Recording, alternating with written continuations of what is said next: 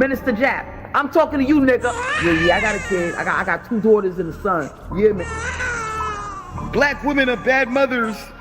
And that's why you having a baby by the motherfuckers you had a baby with is your fault. That's why you being a single mother is your fucking fault. That's why being a baby daddy ass nigga is your fault. Live from the church. Church check in. It's Minister Jap. Black women, they're some of the most worst bitches on with money, but yet they're still taking trips and they look fly doing. They are the flyest broken bitches you're gonna ever deal with. On Minister Jap TV. Church check in, man. Church check in.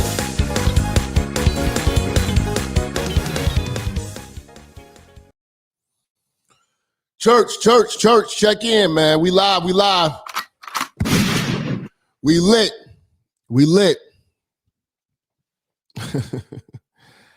How y'all feeling, man? Do you miss me? Yeah, man. Hold on, let's get everything together. Okay. We definitely about to cook. Shout out to all my loyal church subscribers. You did. Shout out to all the members. You know. It's been a long time coming. Man. Oh, man. Shout out to everybody in the room, man. Man, today, you know, we're about to really get into this, man. Anybody know me, man? You know I can't stand these old niggas, man. Can't stand these old motherfuckers, man. I've been having a gripe with old motherfuckers for a while, and I'm really getting sick and tired of their ass. And it's about time to really dish out some of this work, you know. Today's topic, before we take calls, you know, we're gonna break this thing down because I got a lot of notes I took, a lot of things we gotta go over. Today's topic, man. The Old Comfortable Negro. Now, you niggas know I was one of the first to coin this term about these old comfortable niggas. Shout out to my man Darius on the check-in, man. I see you in the Cash App. We about to get into it. I was one of the first niggas to recognize what the problem is, okay? What the biggest problem we have is old niggas in the way. Old niggas in the way. You know, and we've all been taught to pay homage to these motherfuckers. You know, kiss these motherfuckers' ass. Take what they're saying as wisdom. But I'm sorry. This is the most selfish generation of old folks. These are not the real old niggas.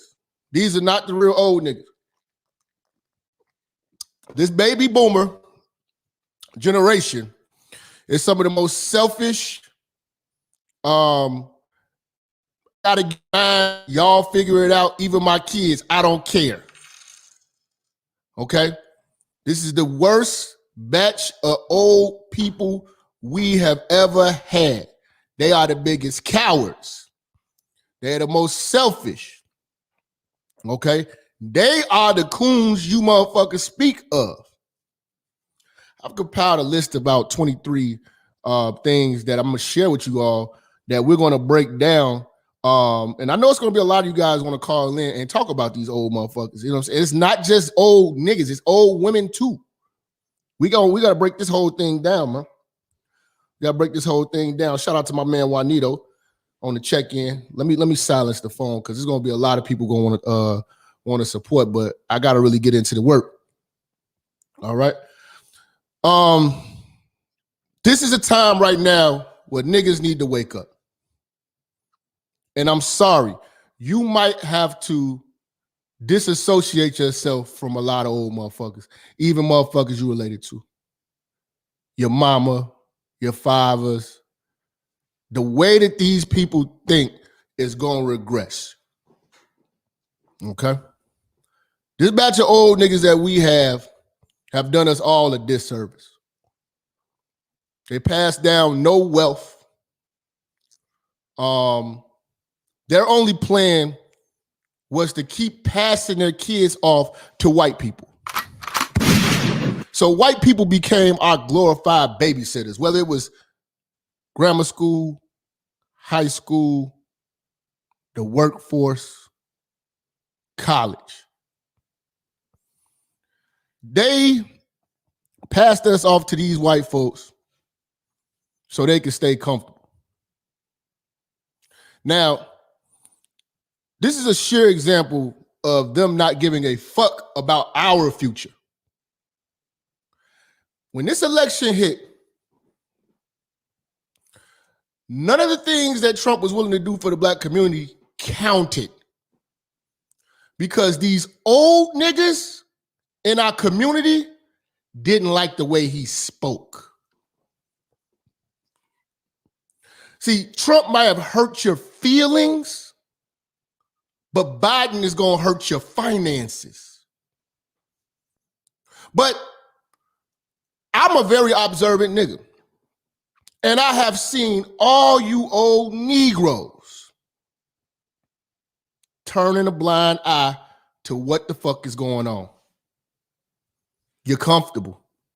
You want your politicians good, white, and polite. Trump shook things up. Trump got things done, but it don't count to you comfortable Negroes, because you're still in 1995. Mentally, you're still in 1995. You voted like a fat black auntie. You niggas, you were so emotional. I'm on the south side of Chicago, and I'm around an area where it's a lot of older, retired black folks, comfortable niggas, and they were rejoicing. We got Trump out of there. We got him out of there.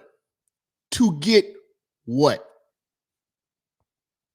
Now everybody's quiet and comfortable. See, these old niggas will put us in slavery because that's what they're comfortable with. You know how they said Harriet Tubman could have freed so many slaves, but they didn't even know that they were slaves? But you also know what Harriet Tubman had to do with a few of them motherfuckers?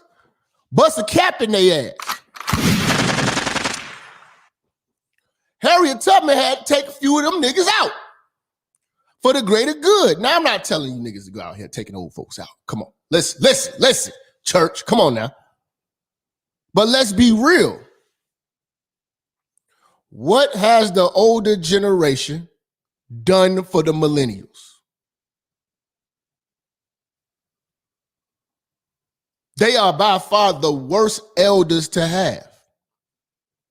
They're the most selfish.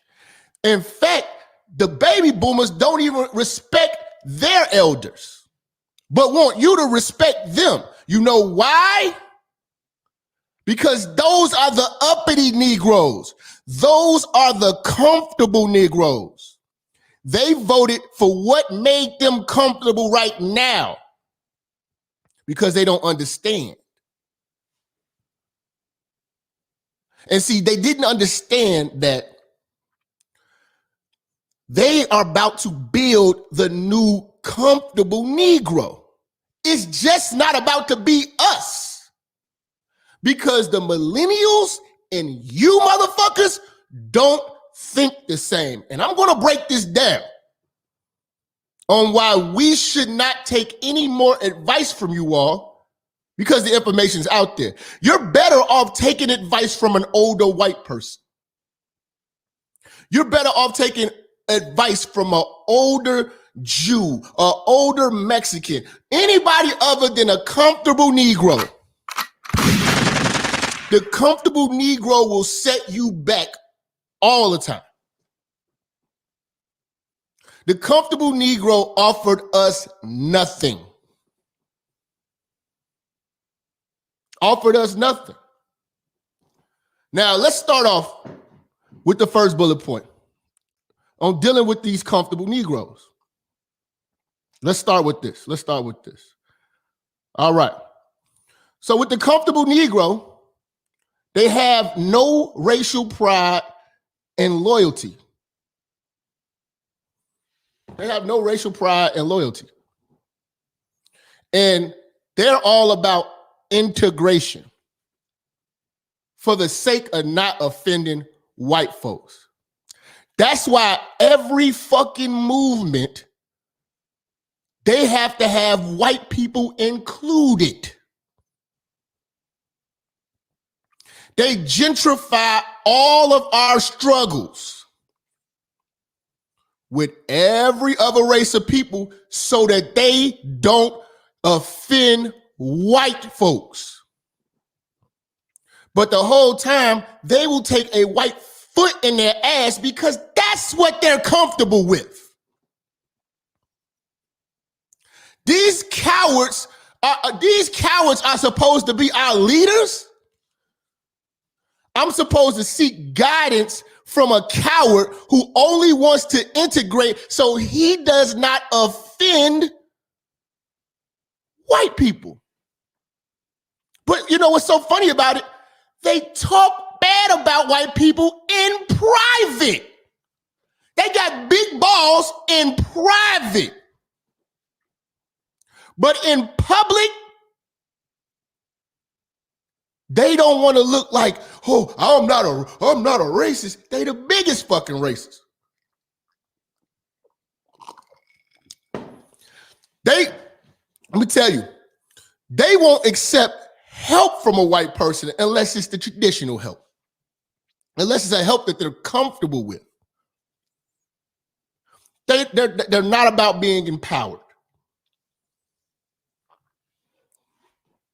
Every time you got one of these niggas, fighting for some cause, they include other races. They have no sense of racial loyalty. They include the immigrants. I'm listening to their talking points because right now the comfortable Negro is happy as fuck about this Biden shit. I'm heated every time I turn on the news. Because I couldn't believe our people were this fucking stupid. I had to tell a friend the other day, you know why college don't have a lot of value to it no more? Because of these. Because of these. Back in the days, information was hidden. Anything you want to know, you can find it with one of these. You just got to want to know it. Old folks don't want to know shit. I got a lot to talk about with you old motherfuckers. You get on my fucking nerve. You have no sense of racial loyalty. You don't do anything for your people. We're going to really get into this. And oh my God. Oh my God. The kids are doomed. But you're comfortable. You're comfortable. I'm going to tell you why you're comfortable. Old niggas. Number 2, old niggas. You older, comfortable niggas are only into traditional and symbolic victories. Everything is symbolism for you. Instead, all these motherfuckers are getting citizenship and motherfuckers are getting rights and laws passed and bills passed. You niggas happy about Harriet Tubman on the dub.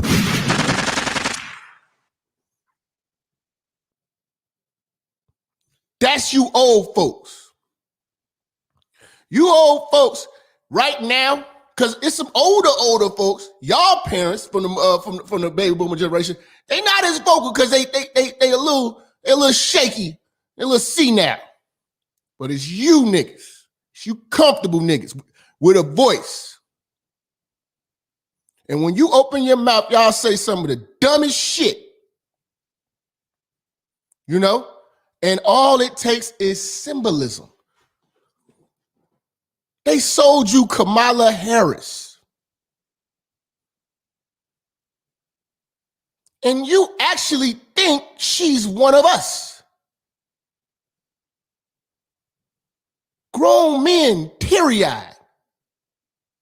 All our women are lost. We know that. We know that. Hey, we know that. We know that. All our women are lost. We got a lot of work to do. But you men, I'm very disappointed in you. That was an easy one. That was an easy one. That was a layup to get black women. Come on, man. Put some Chuck Taylors on her. Get her some hot sauce and fried chicken. You know what I'm saying? Play some Beyonce, some Mary J. Blige in the background. We got them. We got them. We got them. That's all we need to do. We got them.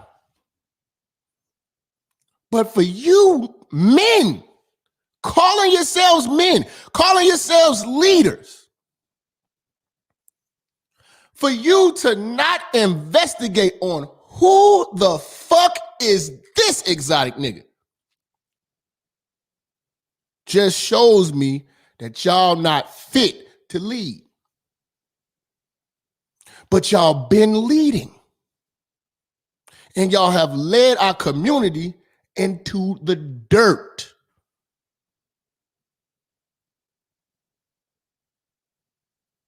Comfortable Negroes. All it took was symbolic shit. Barack Obama, he looked like how you want a black president to look. He sounded like how you would want a black president to sound. He didn't do shit that you needed a black president to do, nigga. And you didn't require it because it looked great.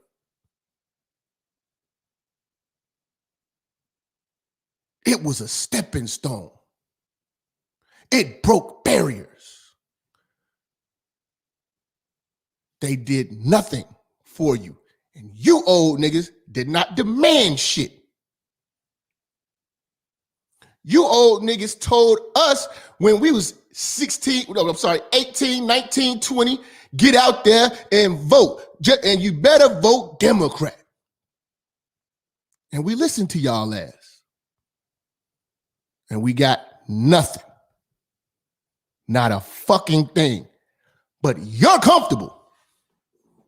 And you're going to continue on the path that you're on with your comfortability because it sues you. You don't care about us. When you die off, we do not think the same.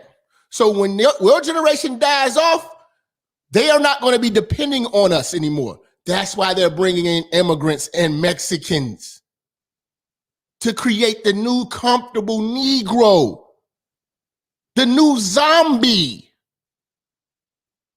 the new idiot who ignores the facts. That's you. That's you. Number 3, logic lacking. Listen, I asked these so-called old niggas, where does your morals lie? They have none. They have none. It's just about being comfortable and not ruffling feathers.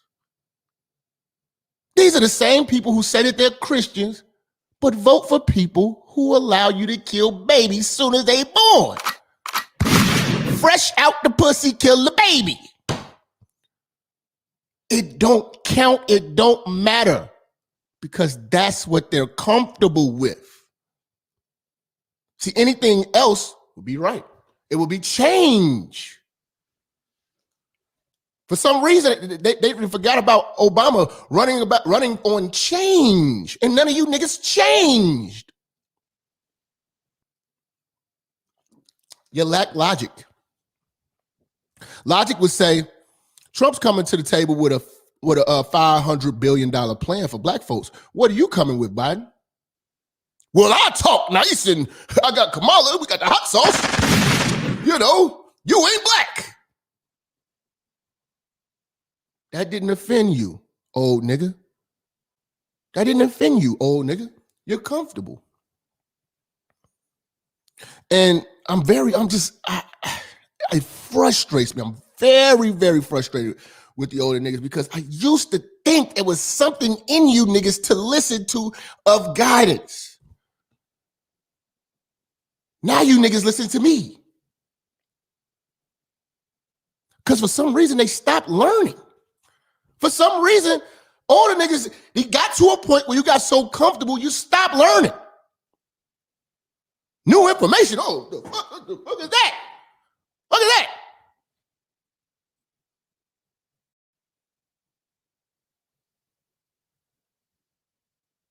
This is crazy. They lack logic. The wall made logical sense. The wall makes logical sense. Talk to a comfortable old nigga about that wall. If Barack Obama would have said it, it would have made sense to them because they are all fixated on the messenger and not the message. You literally have to tailor make shit to soothe the eardrums of old niggas because they're so weak. They're weak. They're weak. Old niggas are really weak. Number 4, they're scared of new thought and free thinking. Black man, I told you. Straight black man, straight free thinking black man, you are the enemy on planet Earth right now. There's nothing you could do. Everybody is uncomfortable when you're around. They're going to put a stop to you. They're going to try their best. There's not many of you. The free thinking straight black man is under attack.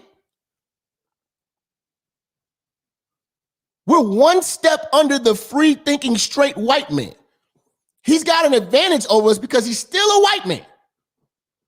But trust and believe, you are the manure on the planet right now. And they're coming to get rid of us. This mindset can't be spread. It has to be stopped. That's how low of the total pole. That's how low of a priority anything that we're going to ask for policy-wise. Fam, I'm telling you, expect nothing. I've been the first to tell you, don't expect love in this fucking world. Straight free thinking black man. Don't expect any help. You can't look to your old heads. They're comfortable. They're not going to help you. And we're going to get into that. We're not done. We're not done. It's got a lot of work. Got a lot of work for you. Got a lot of work for you old niggas today. You know? But main thing is they're scared of new thoughts. These are the same niggas who are walking around with Christmas hats, but tell you about how proud they are of being black. Same niggas walking around on St. Patty's Day wearing their green, but tell you how proud they are of being black. You tell me right now who in your family who has had a Black History Month party this month.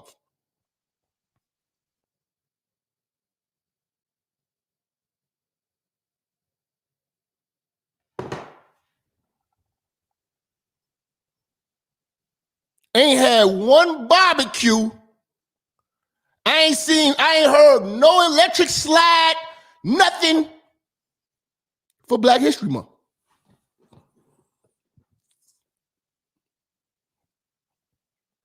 But these the same motherfuckers who go harder than white people for Christmas.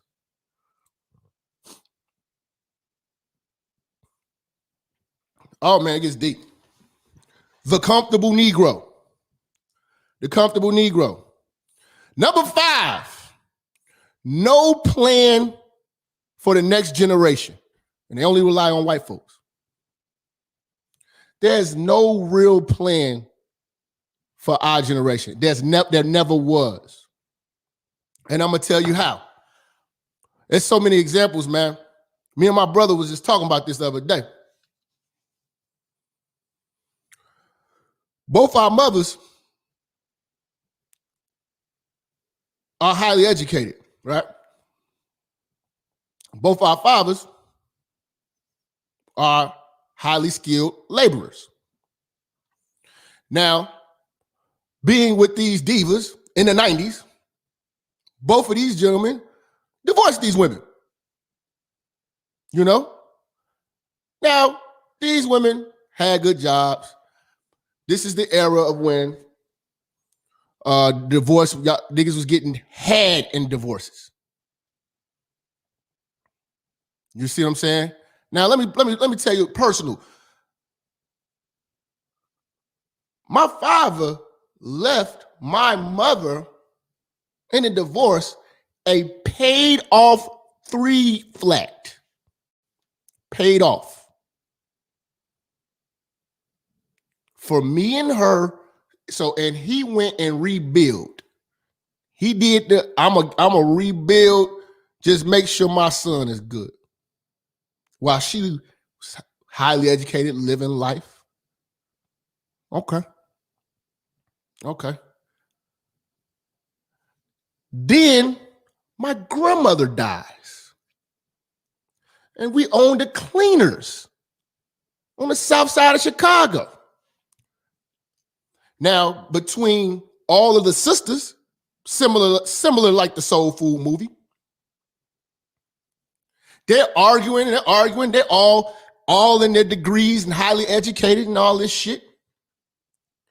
What did they decide to do with the business? Sold it. Split it 3 ways. Legacy. Where? Highly educated. Paid off 3 unit. Sold. Legacy. Down the drain. Now, she's married and she's on and off into life. But what you've just done was sold off your children's inheritance so that you can be comfortable now. Baby boomers. Same thing happened with my bro. His parents get divorced. His mom takes the house, rapes him for child support for 18 years on both of the kids. When that's over, she squanders all the money. She's remarried. They have nothing but some jobs, decent cars, and a townhouse.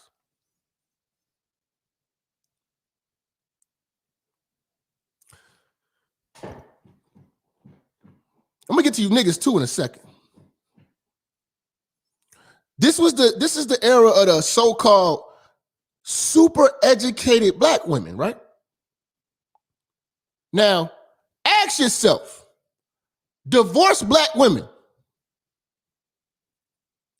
what do your kids inherit from you?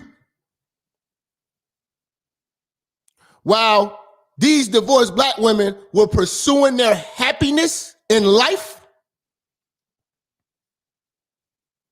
they left nothing for the generation to come about.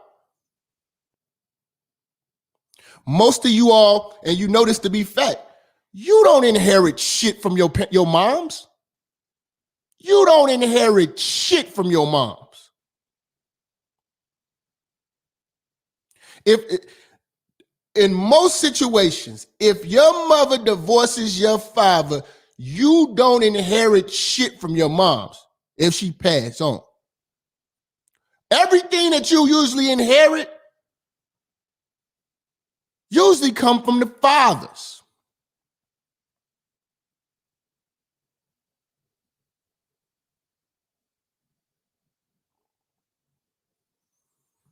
You know? Now, let's go back to the no plan for the next generation. They had no plan for us because all they wanted us to do was get jobs. They never planned for the fact that maybe one day jobs wouldn't exist. They never seen the benefit of assets and passing down wealth to the next generation.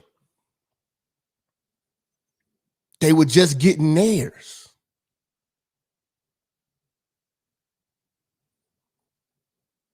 They was just getting theirs.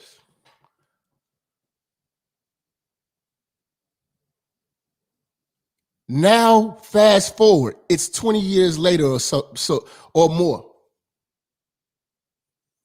Any of you brothers in here with mothers that's divorced, what do you get when they die?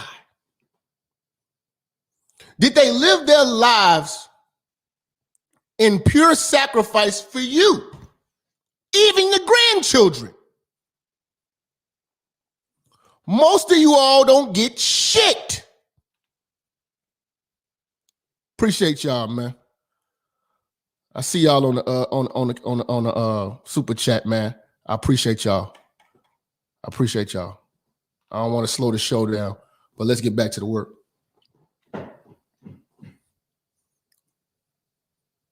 Most of y'all don't inherit shit from your moms. Your dad got a bad rap. You know. Now this number 6.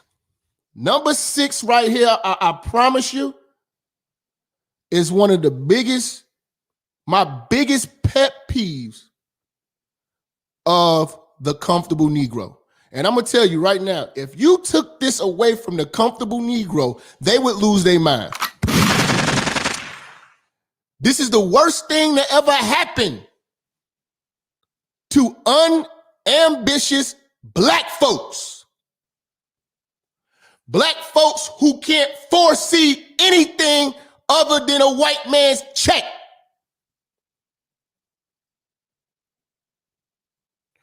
Black folks who can't see the value of the independent black dollar. Even if you gave them a business, they would sell it. If they inherited a fucking business, they would sell it.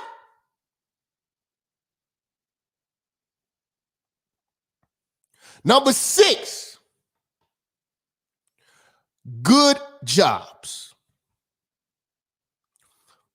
By far, I promise you, this is one of the most important things to indicate that you're dealing with a comfortable Negro.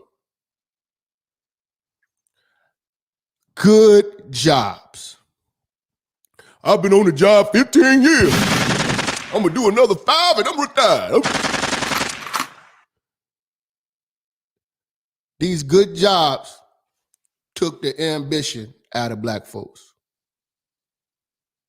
These good jobs took the motivation out of black folks. Good jobs took the struggle. It took all the shit we marched and we did all this, we fought.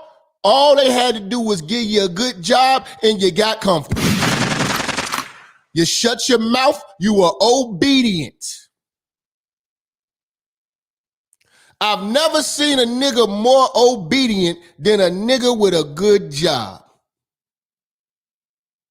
Niggas with good jobs still at work when they off. I ain't gonna lose my job. Shit, you know. You gotta watch what you say on Facebook. They get you fired. The good job took balls away from the black man.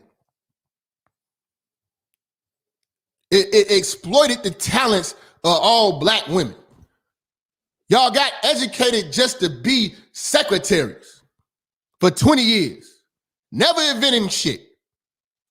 No game. At least other motherfuckers in other cultures. For instance, if you look at the Arabs and shit like that, they might send one or two motherfuckers to school paid off, but they still foundation is that business, merchants. You're gonna work your way up in the family from the gas station to the chicken shack. And if you're smart enough, we'll send you to medical school. Then you get that game and you come back and use it for the family and you buy more motherfucking chicken shacks and goddamn gas stations. You niggas with these good jobs got good jobs and got comfortable. Y'all got good jobs, bought a nice car to be around white folks, pretending that you're building generational wealth. Why do you think most of y'all kids are fucked up? How many of you, most of these motherfuckers on the verge of retirement right now, your children are not doing as well as you. They're fucked up. These good job motherfuckers clog the pipeline. Motherfuckers working at Ford, shit like that, making $40 an hour and shit like that. You come in at $17 an hour. The turnaround is ridiculous. Them old niggas didn't fight with the unions and everything like that to get you the same wages that they got when they got in. No, they was comfortable. They looking out for me and mine.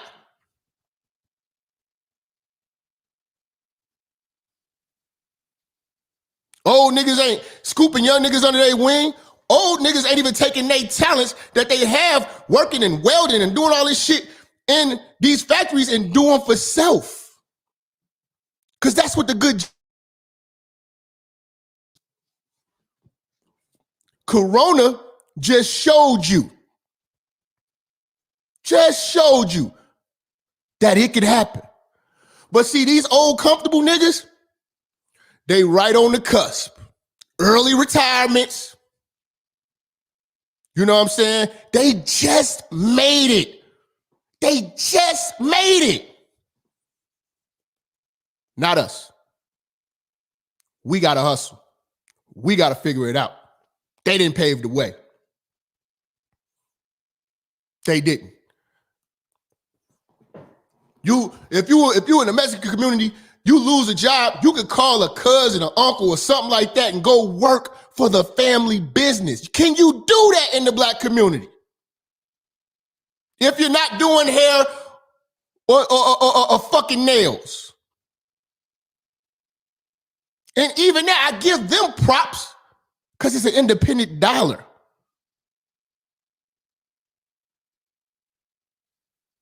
But let's be serious. When Corona came out, what they say? Essential workers. We've been doing essential work for white folks for the longest. Gave us a comfortable job and we lost all our ambition. Niggas talk all that Black Wall Street shit. White folks came through, cut a check. You niggas don't want to do it no more.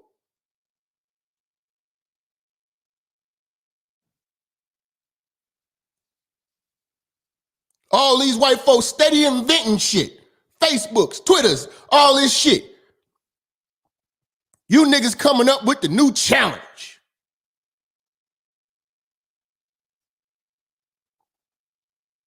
Not even our old heads inventing shit. They scared of inventions. Oh, we gonna talk about their ass today, man.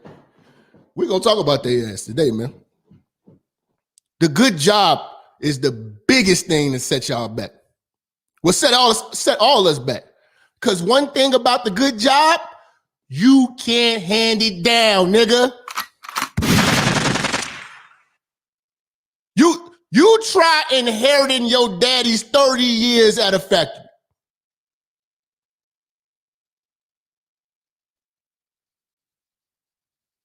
Inherit your mama's 25 years at the hospital. See, don't get it twisted. These old niggas got comfortable too, but these old women too. Oh, I've been working at the post office 30 years. Yeah, but why your kids fucked up?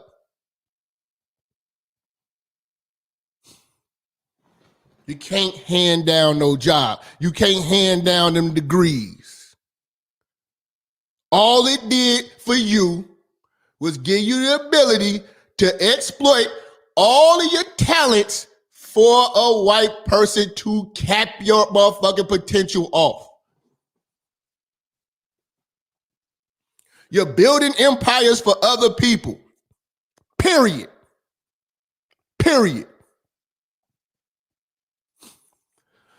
Number 7, no ambition.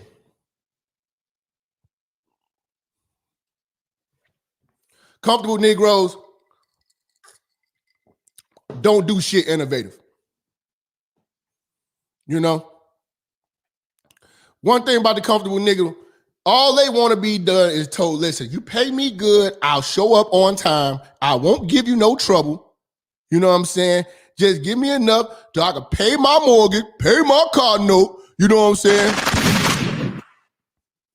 And take a vacation every fucking 6 months. No ambition on doing anything great. I don't see anything great coming from the baby boomer generation. It's nothing great. It's no greatness. All comfortable Negroes.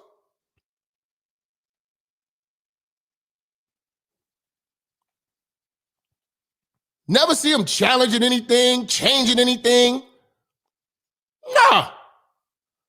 Nah. Leave that to the young folks. You know? We the guinea pigs for all they bullshit. While they stay comfortable, we are the guinea pigs. We are the guinea pigs. Oh man. Number 8. It's a big one too. Big one for the comfortable Negroes. Oh, they left the black community. Oh yeah, they left. These are the comfortable Negroes that come around the black community, you know what I'm saying, for recreational activities and things of that nature. But they live in they live in Bel Air. They live in motherfucking Orland Park, Tinley Park. These are really nice areas in the Chicagoland area. Naperville. They live amongst those folks.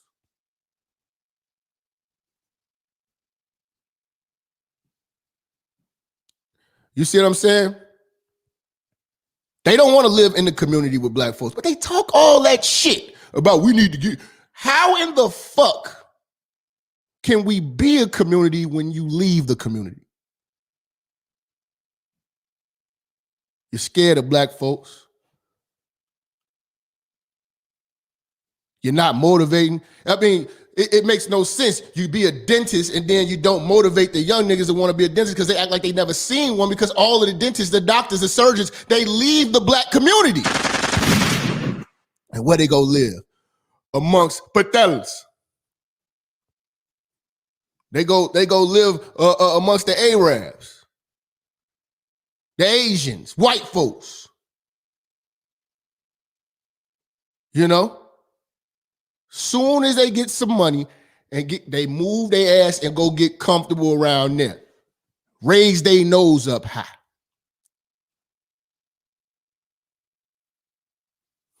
It benefits us not. It does not benefit niggas, the suburb niggas. You know what I'm saying? It does not benefit our people which you're going. You took all your resources, you got your nice cars, all that shit. You know what I'm saying? You're a doctor, but we don't see you. You ain't putting nobody on the game. Niggas selling real estate, shit like that. You move. You get the fuck away from black folks. And you don't look back. At least Barack Obama is in Hyde Park, nigga. But not you, niggas.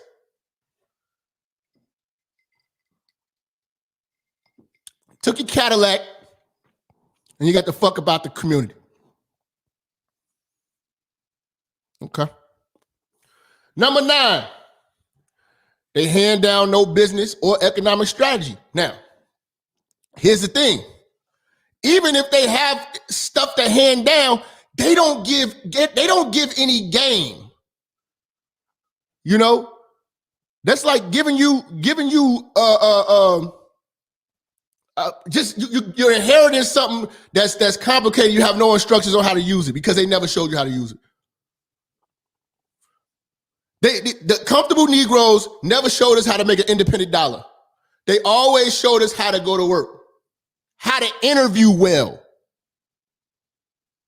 how to appease white folks for 30 minutes in hopes that we get a call back. You stand to inherit nothing.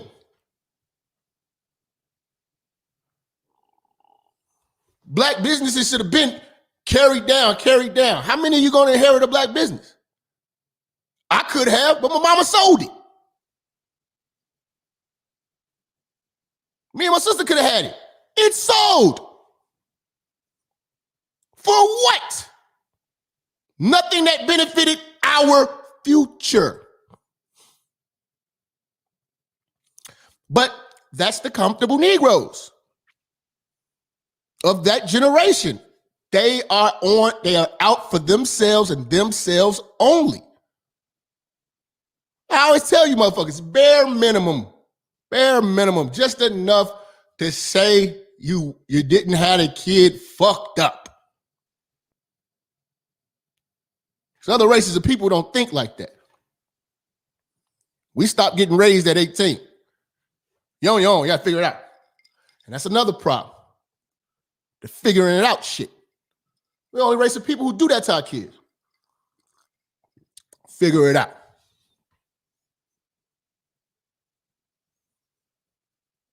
Some of y'all sitting around having these conversations, well, you're 18, what do you want to do with your life? You should know. You should have been already molding them into something.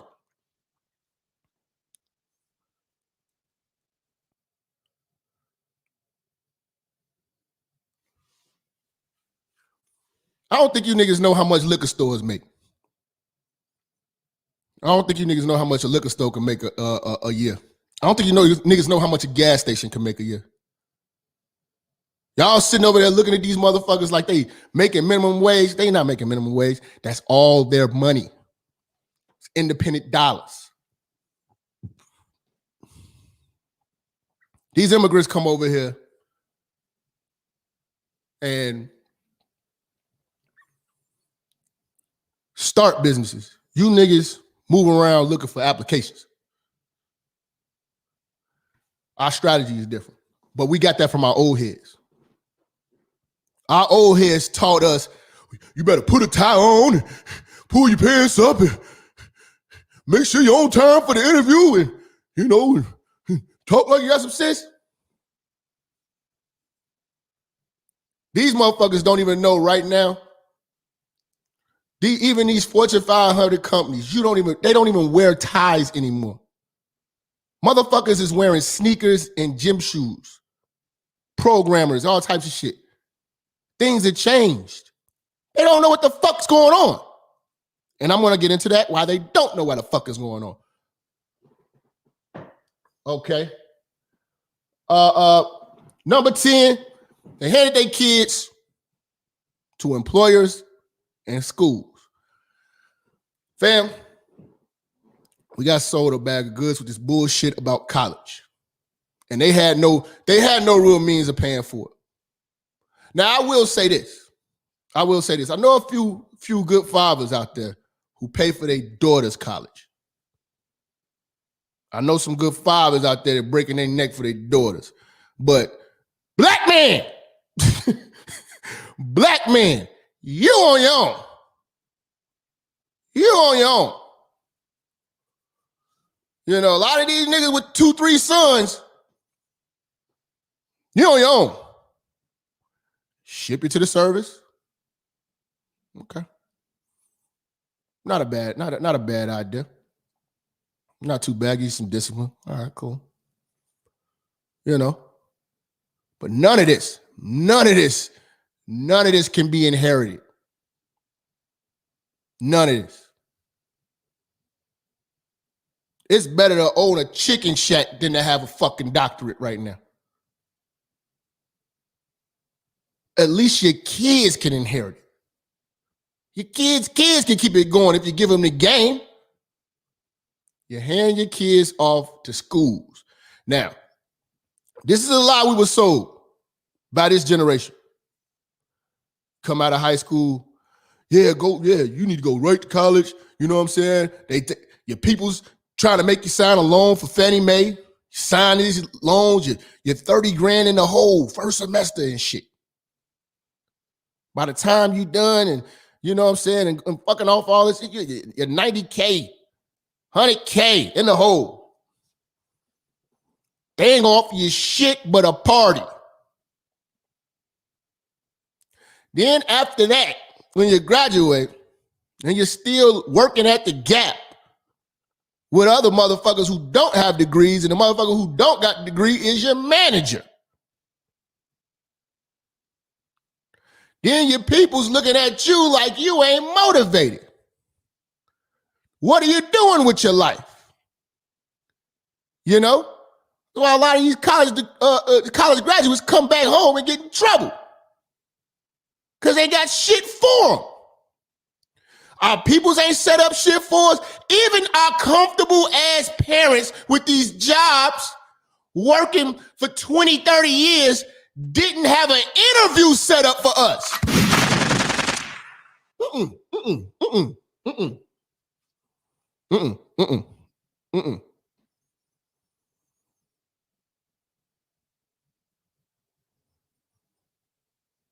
Now you're making a $50K a year job. That's before taxes. Taxes gonna throw that shit down to like 38. So they busted you upside the dick. You got motherfucking student loans costing the same amount as your goddamn Ultima, nigga. And then you're still living with your parents and they giving you shit.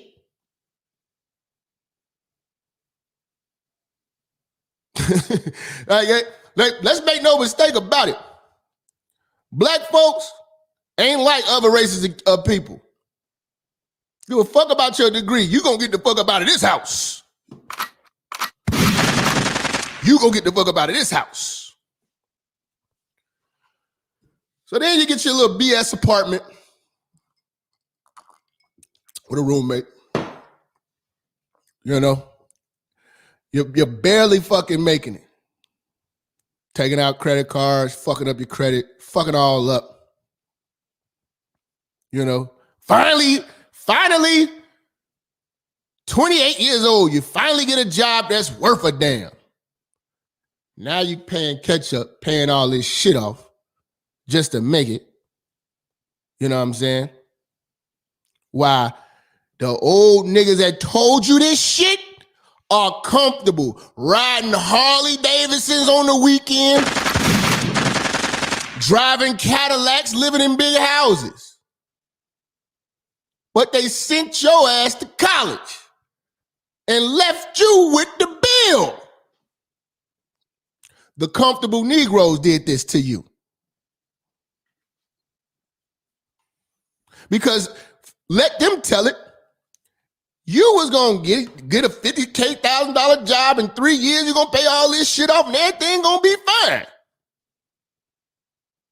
Till you got out of school and wasn't no goddamn jobs. Until it wasn't nothing but a bunch of old comfortable niggas clogging up the pipeline, taking all them jobs. Not putting on. Not putting on at all.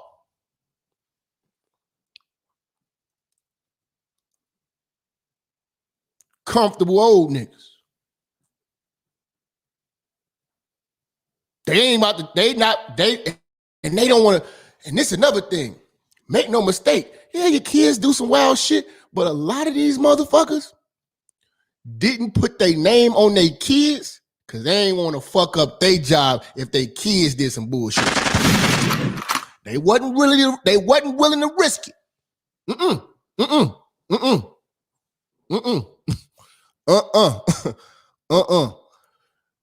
You know, they'll find you another job they'll find you another job with another company just so you don't fuck up they plug. They comfortable. They comfortable. Just comfortable old niggas very interesting. Oh man. So number 11. This is a big one. They talk down on the youth and technology. This is the generation that pisses me off because they don't empower the young lions to be leaders. They empower you to be followers. And they scared of technology. This the same, hey, y'all be on that Twitter, them Facebook, y'all, shit, they'll take your job. You say the wrong thing. I'm watching the news, they firing people. So these old niggas scared of the internet, scared of the internet. Scared. We in 2021. You can't do shit without the internet. Ask these old comfortable niggas when the last time they filled out a job application. Ask these old comfortable niggas, do they know what LinkedIn is? Do they know how business goes now? No. Cut the work because they're comfortable. Again, if we go back to number 6, if we take the good jobs right now from old niggas, they in a world of trouble. They gotta adjust. They gotta pick up the phone and calling you up. How do you fill this out? They ain't took an assessment test for a company online through Talio. You know what I'm saying? They haven't done any of these things. They haven't uploaded a cover letter in decades. Wrote a resume. You have to sit down with these motherfuckers. The young generation have to do y'all resume because you're so out of the loop. Then you talk down on Facebook as if it's not information there. Talk down on Twitter, talk down. This is the world. Y'all had the newspaper. The newspaper's an app now. Wake up. It's an app now. Technology is here to make hard things easier.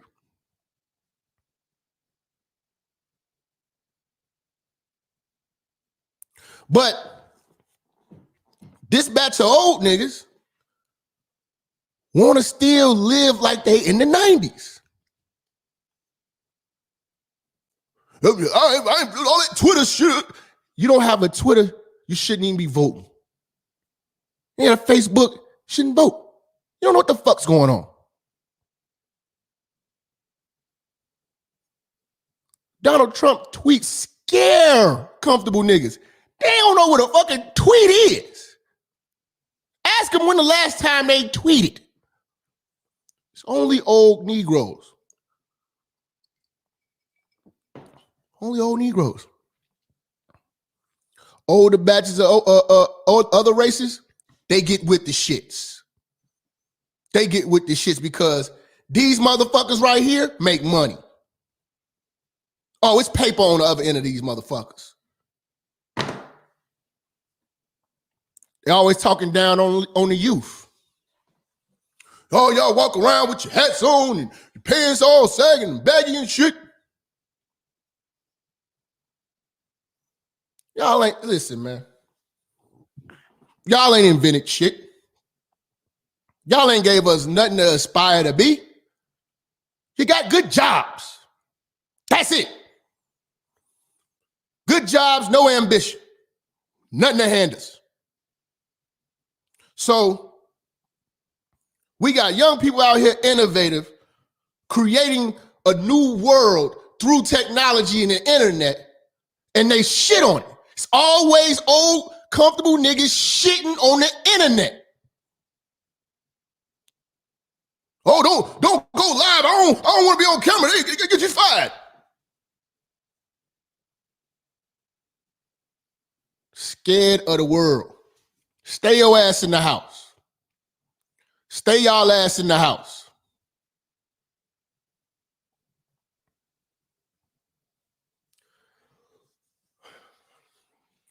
Number 12, man.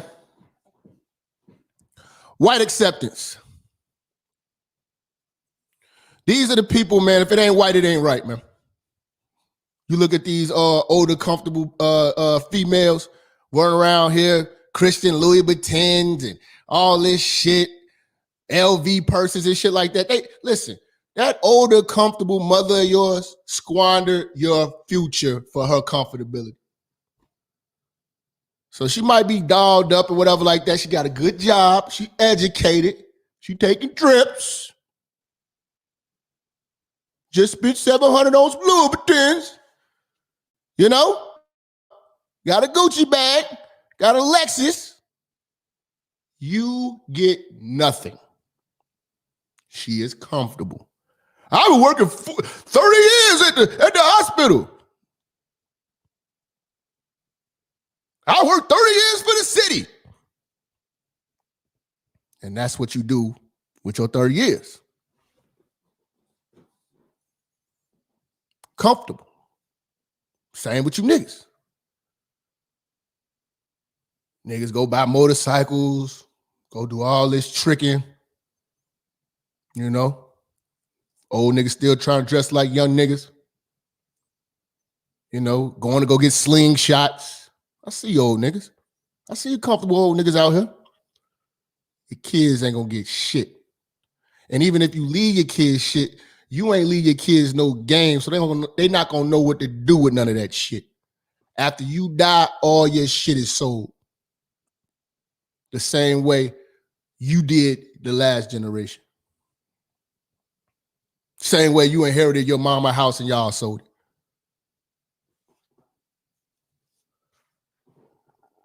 You know? Yeah. White acceptance, man.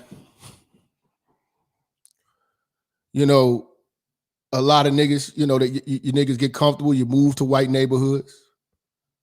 You know, you start patronizing all white businesses. Oh, I don't like to go here because it's black and this. Okay. You know, you get comfortable, you know, start talking with the king's English, you know, get your nose all up in the air. Talk that nigga talk with me. Soon as a white person walk in the room, hi, sir. Ass niggas. Tap dancing ass niggas. Scared to live your life because if a white person ain't gonna accept you, it ain't worth nothing. We the only community to do that stupid shit. You look at Mexicans, you look at all these other people, they accept their own. You never seen Mexicans scared to be Mexicans. They could just stay in their little town, their little area. They ain't gotta leave.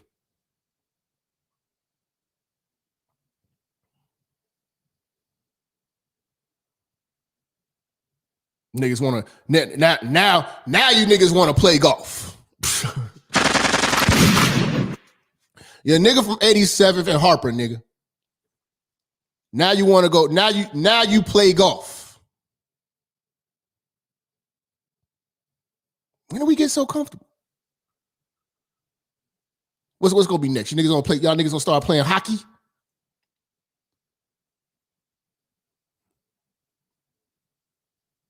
Old comfortable niggas, now they want to play golf. Wow.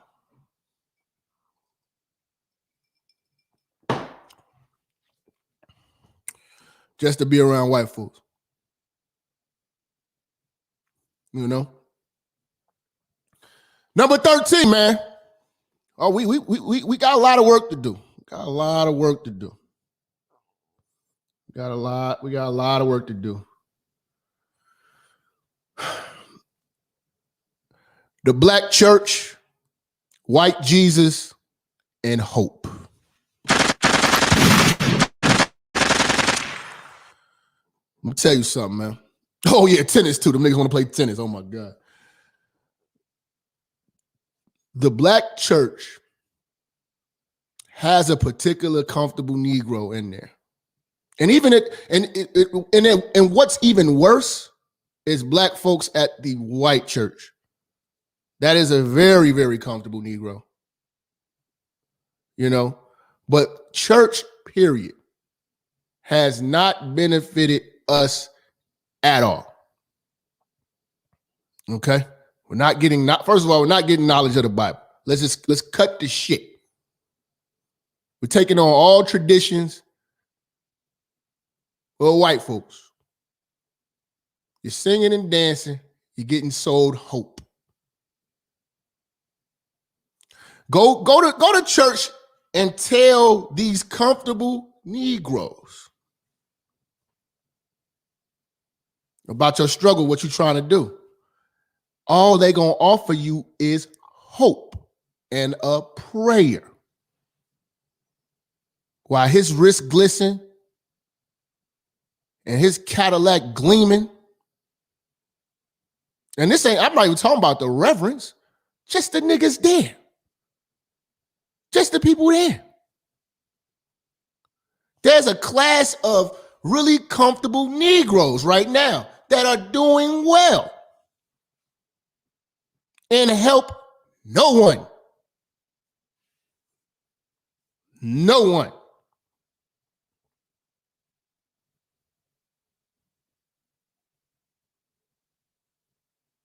The black church could single-handedly change our whole race if they started practicing economics. If black church opened up businesses and just employed all the black folks that go, we wouldn't be having these reparations conversations, all this bullshit. The money is in the black church. But the comfortable Negroes are not letting up on that. And these Negroes are so comfortable that go back to the good job. They got a good job. They don't ask the church for shit. They giving it to them. The people who need it, though, all they can give you is hope and a prayer.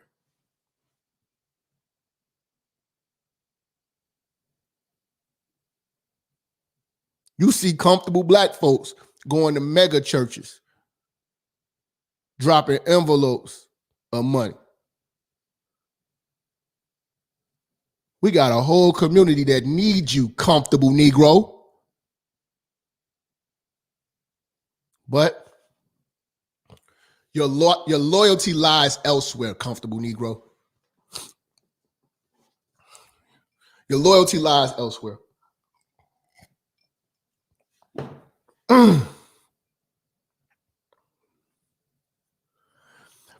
Number 14, the cowards with no plan for black folks.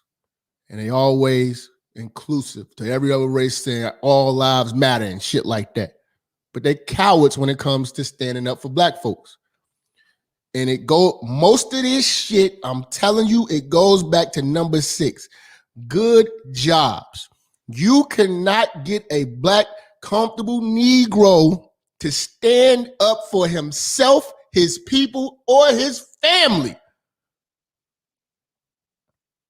because of that good job. That good job take away the integrity of a man when he can't stand up and stand on his square. Because I swear that is the most important thing to these motherfuckers, this good job, because everything that they have is all entangled in it. They get one They have one source of income, the comfortable Negro. Yes. One source of income. A good job. There's not streams. They don't believe in that. They're not business people. Not business people at all. You know? They believe in just having a good job is enough. You know? And they don't stand on shit. You're not that. The comfortable Negro is not going to stand up when it's injustice. They don't want to speak on any of that shit because it's going to offend their employer. Can't lose the good job speaking up for black folks. The fuck? I mean, I feel you, nigga, but I ain't finna lose my job for nobody.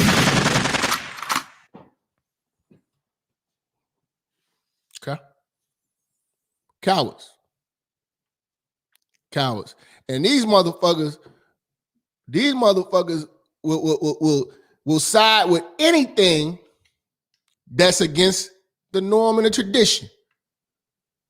They side against anything that's against free thinking, because they're not free thinking. Goes back to the Harriet Tubman comment we made earlier. They'll never leave a plantation because they don't know that they own one. They'll never leave a plantation because they don't know that they're on it. That's the comfortable Negro.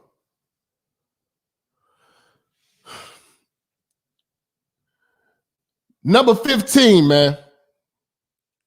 Blocking the youth. No game for the young and gatekeepers of information. Now, got to talk about this. All right. So anybody who know me, I'm gonna just fill you in. I'm gonna keep it a buck with y'all right now. This one right here really pisses me off because this is very fucking true. I have bag to invest. Right? I'm looking for either investors. I'm trying to figure it out. I'm trying to learn a particular game. Okay. I want to open up a bar and grill. I'm speaking with people who own them. Old comfortable niggas. I'm getting nowhere. Credit, immaculate. Debt to income, immaculate. Bag, there. Old niggas, gatekeepers of the information. Won't even give me, I'm trying my best to ease in and ask questions, but with old niggas, old comfortable Negroes, they don't want to create their own competition. Again, I'm young, so I'm going to have way more innovative shit, and I'm going to go harder than them when it comes to business. I'm relentless. I'm willing to put the hours in. I'm willing to do what it is. You know what I'm saying? So I'm asking around. I'm getting nowhere. These black folks, my brothers, giving me no game. Successful black men, gatekeepers. Comfortable Negroes, gatekeepers. And they didn't even come start off in the business. They did the business after they retired. You know, motherfucker worked 30 years, you know what I'm saying, at the post office, 25 years at the bus station and shit. Then they decided to flip the bag. Somebody gave them the game. These old niggas that we got, they use us, and they not gonna give us the game. I'd be better off going to go talk to some Irish motherfuckers, some Mexican motherfuckers. You know what I'm saying? To give me some game on how to get the licenses and get everything in order. Picking a location. How should we do this? Who want to fuck with me? Okay. But you would think that comfortable Negroes would see a young, ambitious black man, no kids, no felonies, bag, amazing credit. You know what I'm saying? Articulate, got his shit in order, ready to go. Just want to sit down and get the information. Getting blown off. Blown off. You know? They don't get a young no game. And then this is the crazy part. When these niggas get too old, they don't sell the business to a motherfucker that's ambitious. They give it away to a son or a daughter who they gave no game about it, didn't even show them how to work it, and it fails.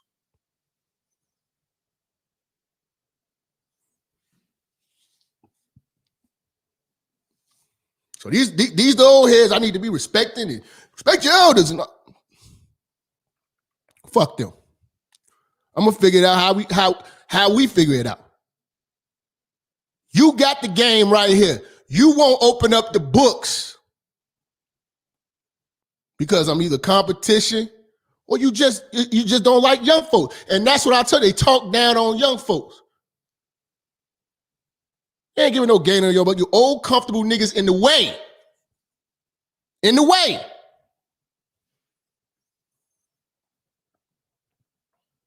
All right. Number 16, passing on no wealth. You know, like I tell people all the time, money don't come with instructions. So you niggas not getting no instructions from old folks. And when they die, they ain't got nothing for you.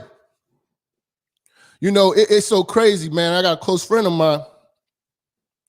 Had to think about this.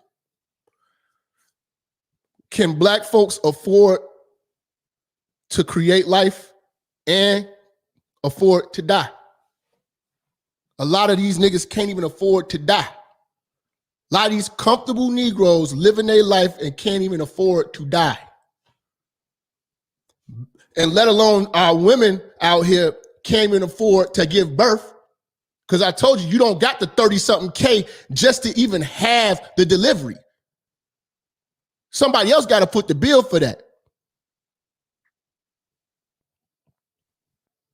But it's people right now who are struggling right now trying to bury old comfortable niggas. Old comfortable niggas who had it. And they can't even afford to die. Do you got 10K just to take care of your own funeral? You can't even afford to die. Imagine your daddy, your mama die. You ain't had the money. You still trying to catch up and get to where they was at. But they comfortable. And then they die and stick you with the bill. You got to finance just to put your loved ones in the earth. Some of us can't even do that now. Can you afford to die? These old comfortable Negroes leaving us with these bills. Never set up for success. You should be passing down wealth. We should be going through wills and, oh my God, he had stock options, all types of shit. Oh, we about to start a business. No. We got to get a second job. About to get a second job because our people couldn't even afford to die.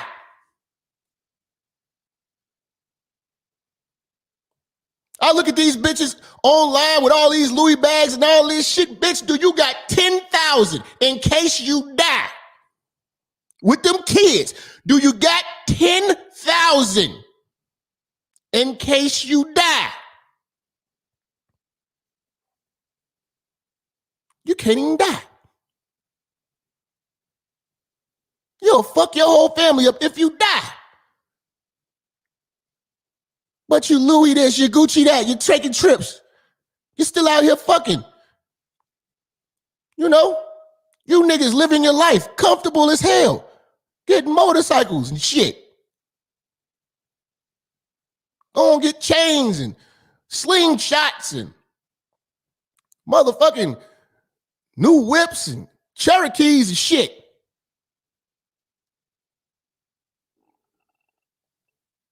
Can't even die.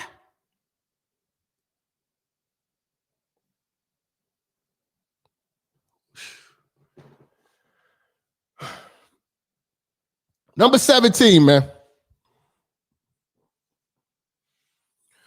Your kids are not on the same level as you because your generation sucked up all the opportunity. All the opportunities sucked up by the baby booming generation. They are solely in the way. If you get hired at one of these, see the pension game is over. They the last of the pension babies, nigga. All the pension shit, you know, all that I work and then you pay me to die. That's not for you, black man. That's not for you, millennial. You got to figure this out. You got to figure this out because they clogged up the lane and didn't bring us in. Didn't take control and bring us in. Oh, no. They made sure that they was comfortable.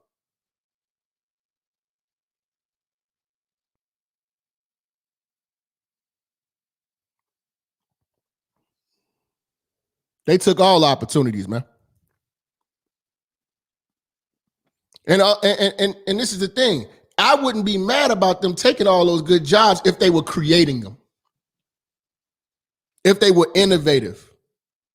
If they invested. They didn't invest in the community. They didn't invest in you.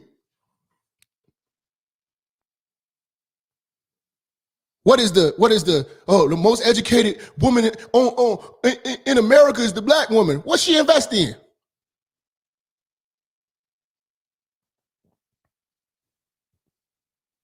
What has she invested in? Shit. What do her kids inherit? Shit. So don't talk to me about that shit. Woo! Number 18, bro. I got a lot of them, bro. Number 18. Now, this is real. If you're from the hood, you know. You took advantage of your kids and made them pay bills, and you put bills in their name.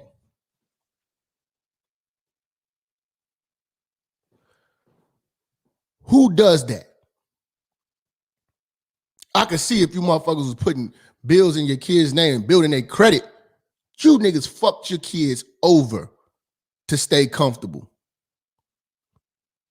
It's kids out here paying motherfucking defaulting on shit. They ain't no shit. Your mama and them put that shit in your name. Auntie and them put that shit in your name. Then we got motherfuckers, you every bit of 17, 18, shit, 16. The people they say up and say, they got you paying rent. You got 2 bills in your name you gotta pay. They created the setback for your generation. Who but a selfish Negro who wants to be comfortable does that to their kids? Just trying to make it to Friday ass niggas, man.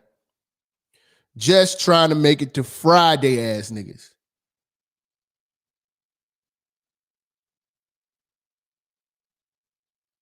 You're charging your kids rent. Kids. I ain't talking about middle-aged motherfuckers and shit, you know, trying to get back on your feet or whatever. Kids. Charging kids rent. Kicking your kids out. Woo.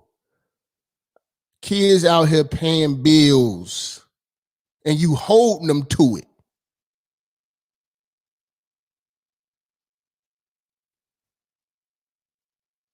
Okay. Comfortable old niggas. This is the economic plan of the comfortable old niggas. Number 19, no push for marriage or setting the example of the family unit. Make no mistake about it. This baby boomer era is the era of the divorced nigga who was running around here dicking everything and raw and shit, just now catching back up. And this is the era of the empowered diva single mama, nigga. Now, let me tell you something. You, millennial, you would have stood to inherit more if they would have stuck together. But divorces and separation of assets, you get nothing. So there's an aspect of this woman wanting to be so empowered and her looking for her happiness. Your fucking future was sacrificed for her happiness. Your future was sacrificed for him going out here doing whatever he wanted to do. Even if most of these niggas, you end up losing assets to the woman, she still fucks it all over. If you niggas knew that, you might want to try to stick that shit through at least until, fuck. I mean, shit. Who want you motherfuckers die? So, I mean, it's just work this shit out. You niggas act like y'all leave each other and actually get happy. I mean, motherfuckers, they third, fourth marriage and they're happy. Ain't no fucking spark in that shit. You niggas signed up for that shit, nigga. Fix that fucking family, nigga. But if your people stay together, you would stand to inherit. You would have an inheritance. You don't inherit shit because both of them are comfortable Negroes living their lives. And their comfortability is making your life discomfortable. You know what I'm saying? You're not gonna have what they had. They had a head start. Unless you change your mind. That's why I tell all my young niggas, do not have a kid right now. It's not the time. You first of all, you're dealing with the system. You're dealing with feminism. You know what I'm saying? Then you got old comfortable niggas that's in the way. You gotta find a career path. You gotta find your own. You can't throw a baby in the mix of that. Then you got the bitch. You can't do that and win right now, black man. It's not gonna happen. It's not gonna happen. And then these bitches think that a nigga gonna leave an inheritance to his stepkid? The fuck is wrong with y'all hoes?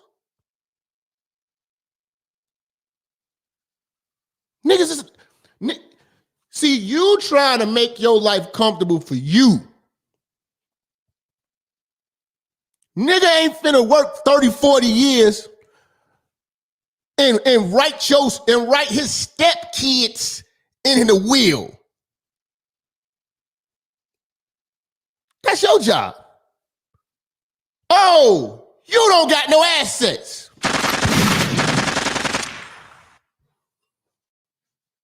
Let's go, man. Number 20, the men were raw dogs and made their own misery with child support. This is the comfortable Negroes. This is why they out for self right now. Because in the 90s, these niggas was running around here donkey dick and all these bitches raw. Okay? It was nothing in everything. Now, those actions of you being a comfortable nigga, basking in life with your good job and all that shit. Now most of these niggas who did that, all their kids fucked up.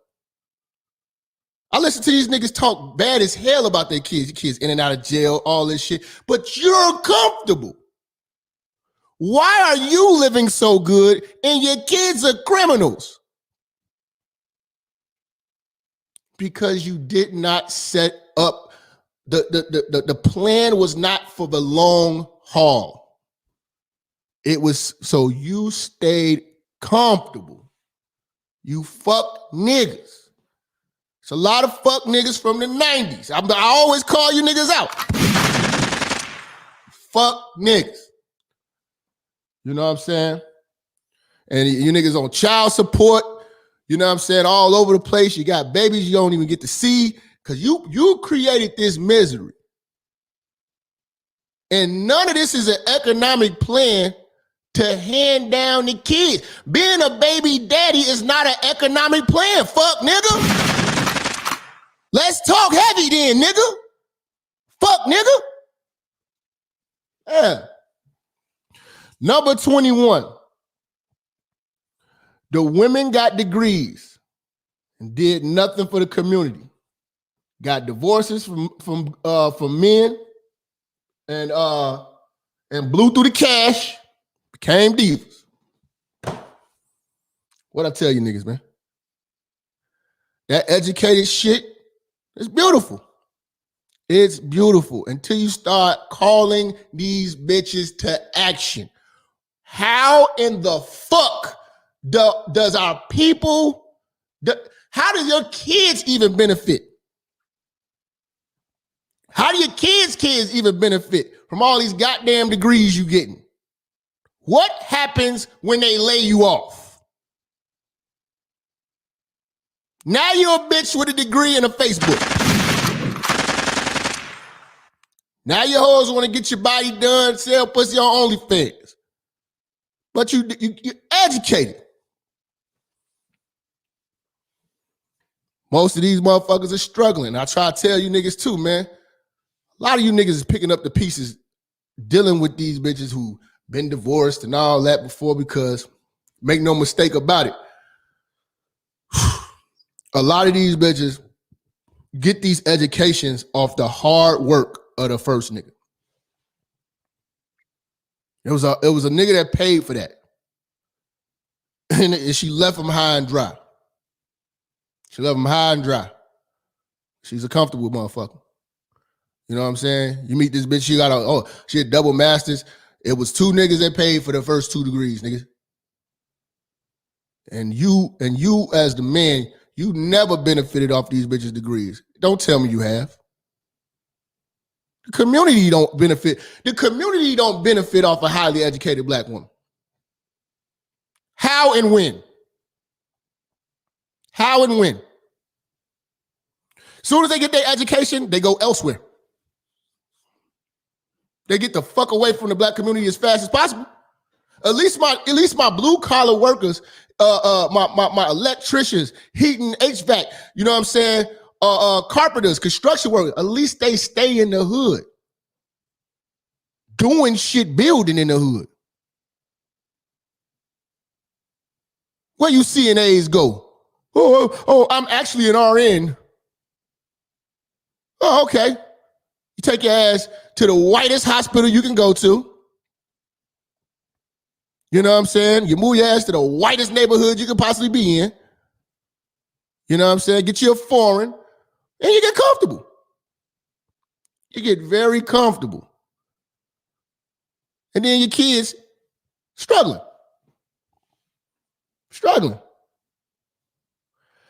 Number 22.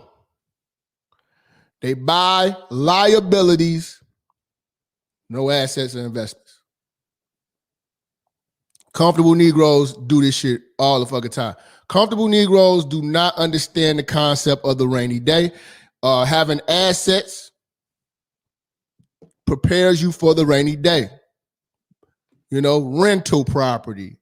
You know what I'm saying? Secondary businesses. You know what I'm saying? Diversify your money prepares you for when the good job say we about to lay off. It's corona, niggas got the sniffles. You niggas panicking, y'all know what to do. You know what I'm saying? Biden might sign another executive order and all you comfortable Negroes gonna lose y'all mind, nigga. Don't start committing suicide, nigga. You should have been prepared. But you wasn't. Fuck it, I'll just take early retirement. This shit getting crazy. I don't know how you niggas do. But it's all about you. It's all about you. You buy bullshit, motorcycles, slingshots, all this old extra shit, toys. You know what I'm saying? I don't really understand, man. Like, you niggas is real comfortable, nigga. Like we're supposed to be building, nation building. Like, we need to be out here getting it. You old niggas got toys? Old niggas is going out here getting toys. Man, I always want to get a vet. I'm gonna get me a little Corvette for the summertime. Toys. We got shit to do, man. It's fucked up. We got to make a motherfucking imprint on the world. And you niggas is getting toys. Toys.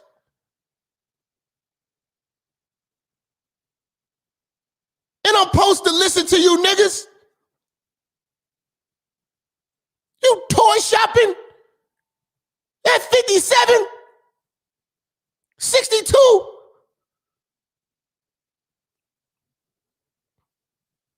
The fuck is wrong with these old niggas, man? All right, man. Last but not least, number 23.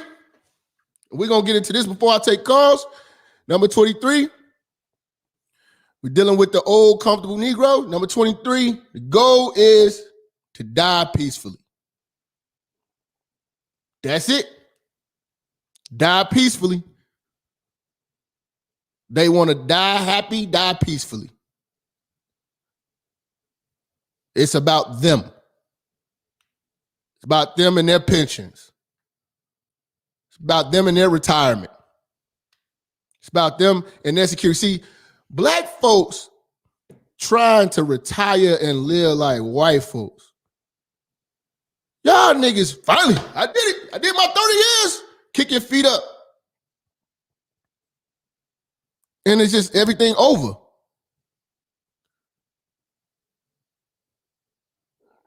We could be starting a business. We could be doing all types of shit. You old motherfuckers playing. That's why all of these other races are lapping us right now, because our old folks weak. We got the weakest batch of old folks. Here I am, young nigga, trying to get it. Old folks don't want to give me no game. Old folks out here buying toys. And their whole goal is so they die peacefully.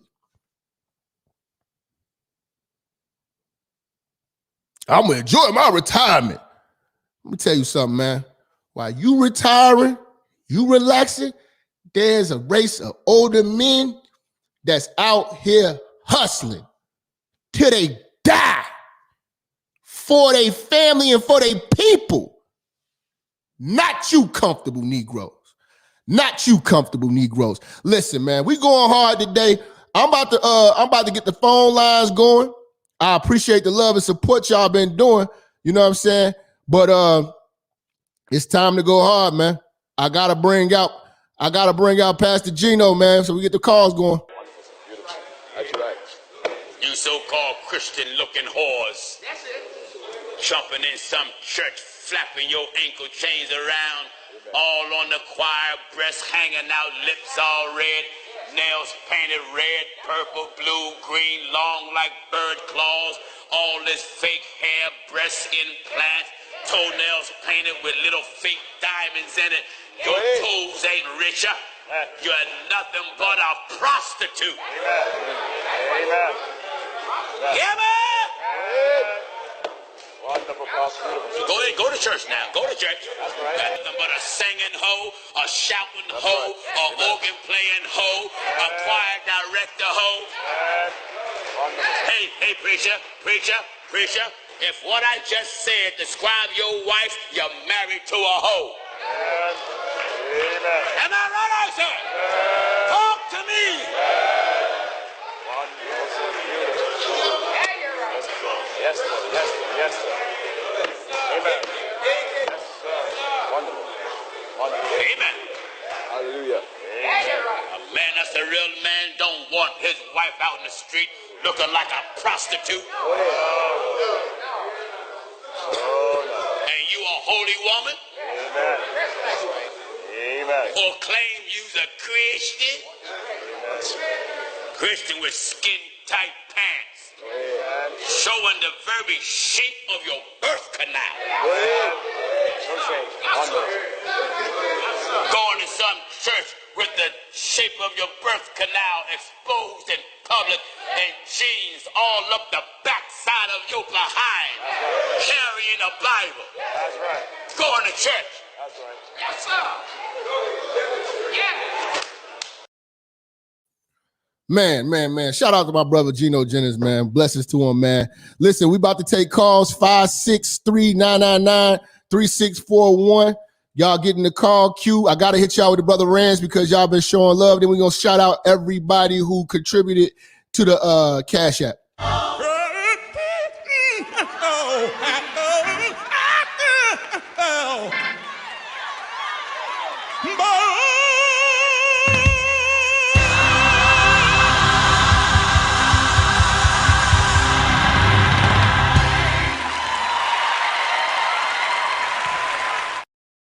All right, so we want to shout out William, you know what I'm saying, with the $2 Cash App, Alvin with the $5 holler, Darius with the $20 holler, Juanito with the 10-piece, Joshua with the 10-piece, Matthew with the $35 Cash App, Leroy with the $45 Cash App, Dante, appreciate you, $50 Cash App, Deacon Dave, shout out to Deacon, man, $5 Cash App, Kamal, $5 Cash App, DeMario, $30 Cash App, Seymour Stacks, $5 Cash App, Sean, $5 Cash App, and Calvin with the $5 Cash App. And I think somebody just hit us on the PayPal side of the thing, so I want to make sure we shout you out before we get started on the calls. Shout out to Jim. Shout out to Jim on the PayPal, man. Appreciate you, man. You know what I'm saying? Yeah, and I see everybody in the super chat. I appreciate that as well. Shout out to Lemur, Black Lemur. You've been going crazy, big dog. We appreciate you at the church, man. Appreciate you. Wow, the call lines are lit up. Oh shit! I think somebody. Oh my God! I hope it's. Oh no, man! Don't let it be these old niggas. Y'all ain't feeling that. Hold on now. Hold the fuck on. Hold on. You young motherfuckers. Old motherfuckers, man. Woo. 678, man. Who we got on the line? What's going on, Jack? This Granny Dyke, man. What's going on, Granny church? Dyke, man. I'm telling you. Man, bro, it's like you goddamn made this show. Man, bro, let me tell you. First of all, both of my parents died. They died. They were divorced. They got divorced when I was like 9. Shit just switched all the way up. It was just so crazy and wild. I don't even want to get all the way into detail. But when both of them died, when no money left, when no money. One of them died. My one of them died my senior year of high school. One of them died like 2011. This was right when I started getting the cleaning service situated. I'm gonna leave that part right there. So I'm gonna say this. Fuck it, man. I was low grade simping. Wifed up my wife. I can't even lie. I do love the girl, but shit, I was like what you said. I had to move out because of some situation. I moved out when I was 18. I was just out there. Soon as she got down, graduated from high school, I moved her out 5 months later. Now we had already been dating. I just was so wild at a young age. I already started with the blueprint where I said, man, I can't be out here like this. You see what I'm saying? I got to be grounded. You see what I'm saying? Yeah. Long story short, goddamn, I did my thing, but had a regular job, became a manager, all that. But about 26, I got them invested into a cleaning service thing. She had a stepdaddy, right? Older nigga. It's like, you claim you love my kids. Why you ain't got down giving me no game? Why you ain't investing into the cleaning service? Why you ain't got down, like, for instance, one time she tried to get a fucking phone, right? She tried to get a phone and wanted to pay the goddamn pay on the fucking phone. Like, you playing on the fucking phone? That's stupid. You being dumb. Mm-hmm. The fuck wrong with you? This how I'm talking. I'm talking just like this, Jap, that I'm talking to you. I'm like, the fuck you paying on the fucking phone for? That's dumb as fuck. I got this cleaning service. That money you put into that, you can be putting into the fucking cleaning service. Plus, I'm paying for a car note. See, this the shit I was saying in the back. She trying to live up to people's expectations. I was like, I don't really need no car note. I need to be putting all that money into the business. Trying to live up to people's expectations. I'm trying to get a car note showing I'm doing it and all this dumb ass shit. Yeah. You know what I'm saying? Just hindsight 2020. Not getting the game. Stepdad, as soon as I got the car, right, his dumb ass, oh man, you doing something right for your family, man. You doing something right for your family. Over time, I got into it with him, man. Like, long as I don't want to goddamn hold the line up, I called him a bitch to his face and everything. I ain't want to be, I had to keep it real with him. Like, I don't respect old niggas like that. Like, if you ain't really on some, because like you said, I see old niggas in their 60s, 70s, still working every fucking day, building the business. And let me just say this. I got a son, right? He worked with me, I give him $50 a week. He just worked one day. I got him a children's account at Wells Fargo. He already got his bank account. You see what I'm saying? I let him drive. He ain't got a license, but I let him drive. He learned it. He finna turn 15 on his birthday. He gonna go get his learners. Yeah. Teach him the game, man. Teach him so he can make his own money. Cause that's more valuable than all this other shit they sending them to school to get these degrees that you can't do shit with. You know what I'm saying? Teach him how to make an independent dollar, man. Exactly. But check this out, Jack. I told him, he played football. I said, look, bro, I'm going to encourage you to play the game. I make sure you go to practice. They be hanging on him. Stepdaddy sometimes don't want to take him to practice. He had the nerve to say, you should daddy. I said, man, you a whole fucking bitch. The fuck you supposed to love my son. This supposed to be your step-grandson. Now you want to be the granddaddy of the year. Why you going to try to make an excuse for taking him to practice? You see, I'm tired up doing the business that you don't want to fucking invest in or come work at, and then you ain't doing shit all day, nothing. You don't want to come in and do shit, which is okay. Like I told you, man. Shit, but like I told you, we know the game. We know what's coming our way. Nothing. We get no help. Listen, don't look for no help because ain't no niggas gonna help you. You know what I'm saying? And expect the worst. Lower your expectations when you're dealing with these motherfuckers, and you're not gonna be frustrated. I had to, bro. I had to, but I give my son different though. I be trying to show him. I be like, bro, I say this to him. You ain't gonna get the game like this from nobody else. I ain't trying to put myself on a pedestal, little bro. I love that you my son, but you got to understand what you get when you fucking with your daddy, because they trying to beat you up. They want to make. I talk to them just like this. I say they want to make you a whole bitch out here, bro. They want to make you a bitch. I ain't trying to handle you like you grown, and then I'm just telling you how they want to make you. They want to make you soft, looking for a handout all the goddamn time. Yeah. But I give them at least $200 a month at 14. And send them up, I got I just got a life insurance policy too, Jap. I just got a life insurance policy. I ain't trying to put myself, I ain't nothing, man. I ain't nothing, bro. I'm just a guy here just trying to build for my family. But like you said, if I die tomorrow, my kids and they mama know they ain't got to wonder how they going to bury me, or they ain't got to get no GoFundMe or no fish fry. Damn. You know what I'm saying? Bro, I appreciate you calling in, man, chiming in with that work, big dog. Blessings, fam. Let's see, man. 720, who we got online? What's up, Jap? This is Bluff City, big dog. What's going on? What's going on, family? Shit, not much. I'm glad you touched on this topic because I was recently listening to the Angry Man. He touched on how boomers have pretty much failed his generation, the Gen Xers. You know what I'm saying? How they set them up for pretty much failure, and that really makes a lot of sense to me, because whenever I hear, like when I'm at the barbershop, right, and I hear a lot of these old Negroes talking about, oh yeah, we're so glad and Trump did win, blah blah blah blah, and it's like, y'all, you Negroes didn't win shit. The black woman probably gained something, but you black who voted for this motherfucker, no, y'all didn't win shit. Y'all lost. We're about to retract. And because these old Negroes, they don't know, like you said earlier, man, they don't use the internet. They're friendly. That's the crazy part about it. That's that's the crazy part about it. These niggas talk about all the shit that's going on in the world, but refuse to look at the internet, refuse to be involved with the internet. I'm like, why don't you just refuse to vote? Because you motherfuckers are stupid.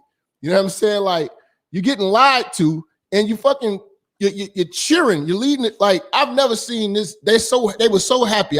Listen, on the south side of Chicago, it was a bunch of motherfucking black folks having a Biden-Harris party, fam.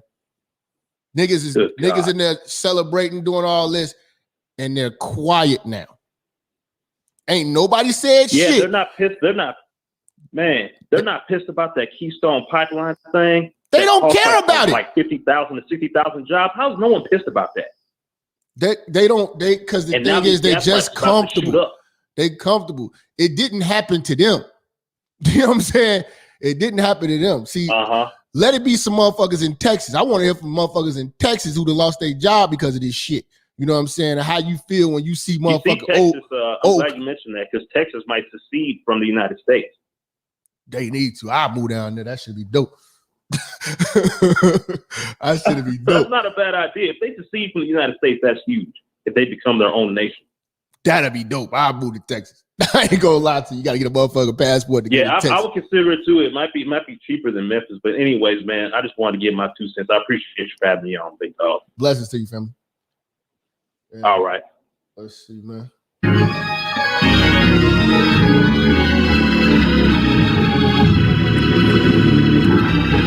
615. Who we got on the line? 615. Minister Jap, what's up, brother? It's Jim. Yeah, I changed my name to St. Jim, man. Honor the church, brother. Peace and blessings to the church, man. Oh, blessings to you too, fam. Man, I'm glad you hit this topic, bro. You know, I've been trying to preach this for a long time. I was fortunate, man, that I had a dad grow up in the hood. So my mom and dad got divorced. My mom, when I was 8 years old, said, y'all little boys can be with y'all daddy. Okay. So she didn't fight my dad. My dad had sole custody of my brother and me. My dad's still a simp. My dad's still all those stupid things. He's still tricking off hoes at 70. But you know what? I was fortunate to have a father in the hood, because all my counterparts that I grew up with did not have that. Okay. That's number one. Number two, I got insurance in case I pass away. We got insurance on. My mom got a policy on me. My dad got a policy on me, and I put my son as the beneficiary. So when I die, he'll get like close to $200,000-$300,000. You can't get them policies no more, because back then you could do them for a little bit of nothing, right? Mm-hmm. Now it costs a fortune to get that shit. So I mean, I sell insurance. I feel bad people trying to get insurance now. Post COVID, shit, you're gonna have all kind of premiums and fees knocked on that thing. But yeah, man, it's so important. You don't leave like your topic, man, has hit so many levels. My barber is a comfortable Negro. And every time I just got my hair cut, man, and he was like, you were reading my mind. This nigga is 63 years old, 62 years old, right? He got a Harley Davidson, just like you said. Toys. He retired. he retired from a state job working at for the state. Hey, dog, it's textbook. It's textbook shit. They retired from state. It's like you was reading my mind, man. I was like, this nigga hit all the points. He hit every level. Take none of that shit he learned at the state job. Don't apply it to the hood. You know what I'm saying? Okay, at least he's doing the barber thing. Does he own the shop, or is it he just working? Yeah, he owns the shop. Here's the thing. Okay, at least the shop is in his house, so he just converted it to the barber shop. So the other half of his house is the shop. Oh, he just hustling. But you hit every point. Now he an old simp, old trick, hate Donald Trump, love the hoes. He breaking the first rule, yo got it, and you hard on them niggas and soft on these hoes. So he be tricking off. He buy a hooker, every week, right? And he be tricking on hoes, and he can't wait to pass out money. So man, he think Trump is the devil. I said, look, I was in the barbershop. It was on me and one other brother that's a free thinking, straight male, black male brother in the barbershop. Mm-hmm. I said, look, man. I tell you like this, I got 2 jobs, and I told you last time, I pay $1,000 a month child support. Okay, I know what you're saying is absolute facts and truth. Okay, And I got a raise off Donald Trump at my primary job because of his tariffs he put on China. So I know Trump is good for business, for money. Mm-hmm. These niggas vote on feelings. That's all they care about is how they feel. I say Trump hurt your feelings, Biden hurt your finances, and these niggas just want to get their finances hurt. Trump with my pockets. Fuck my feelings. I need that bread. These niggas care about how they feel. Look, anyway, my point is this. I told them that niggas was arguing about Trump, this, Trump, that. I said, all right, I tell you what. I said, I'll give you niggas $100 if you can name the mysterious white man that's been holding y'all back for the past 4 years. You just tell me his name.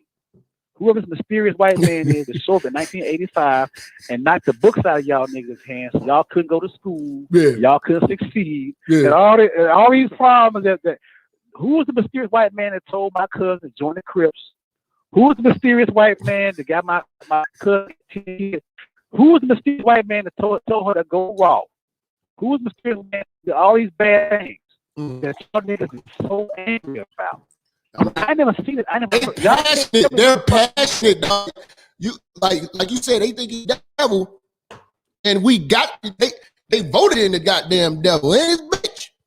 You know what I'm saying? Like, fam, this by far the worst. This is the dumbest shit I've ever seen.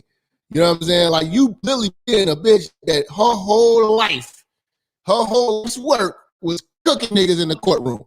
This motherfucker's whole life is writing legislative to fucking fry niggas.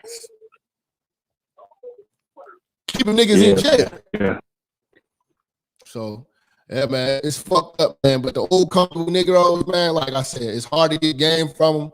I think it's just inspired, man. We just gonna have to get ready to put diapers on them and send them on their way, bro. You know what I'm saying? They gotta go, man. They in the way. Brother, man. Appreciate your coffee, dog. Appreciate it, brother.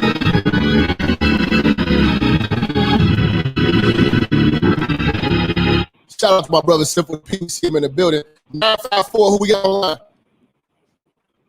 That was good, man. Boy, Paw Patrol Joe in the pin. What's going on? Y'all roll your windows up, man. Yeah, windows up. Windows up.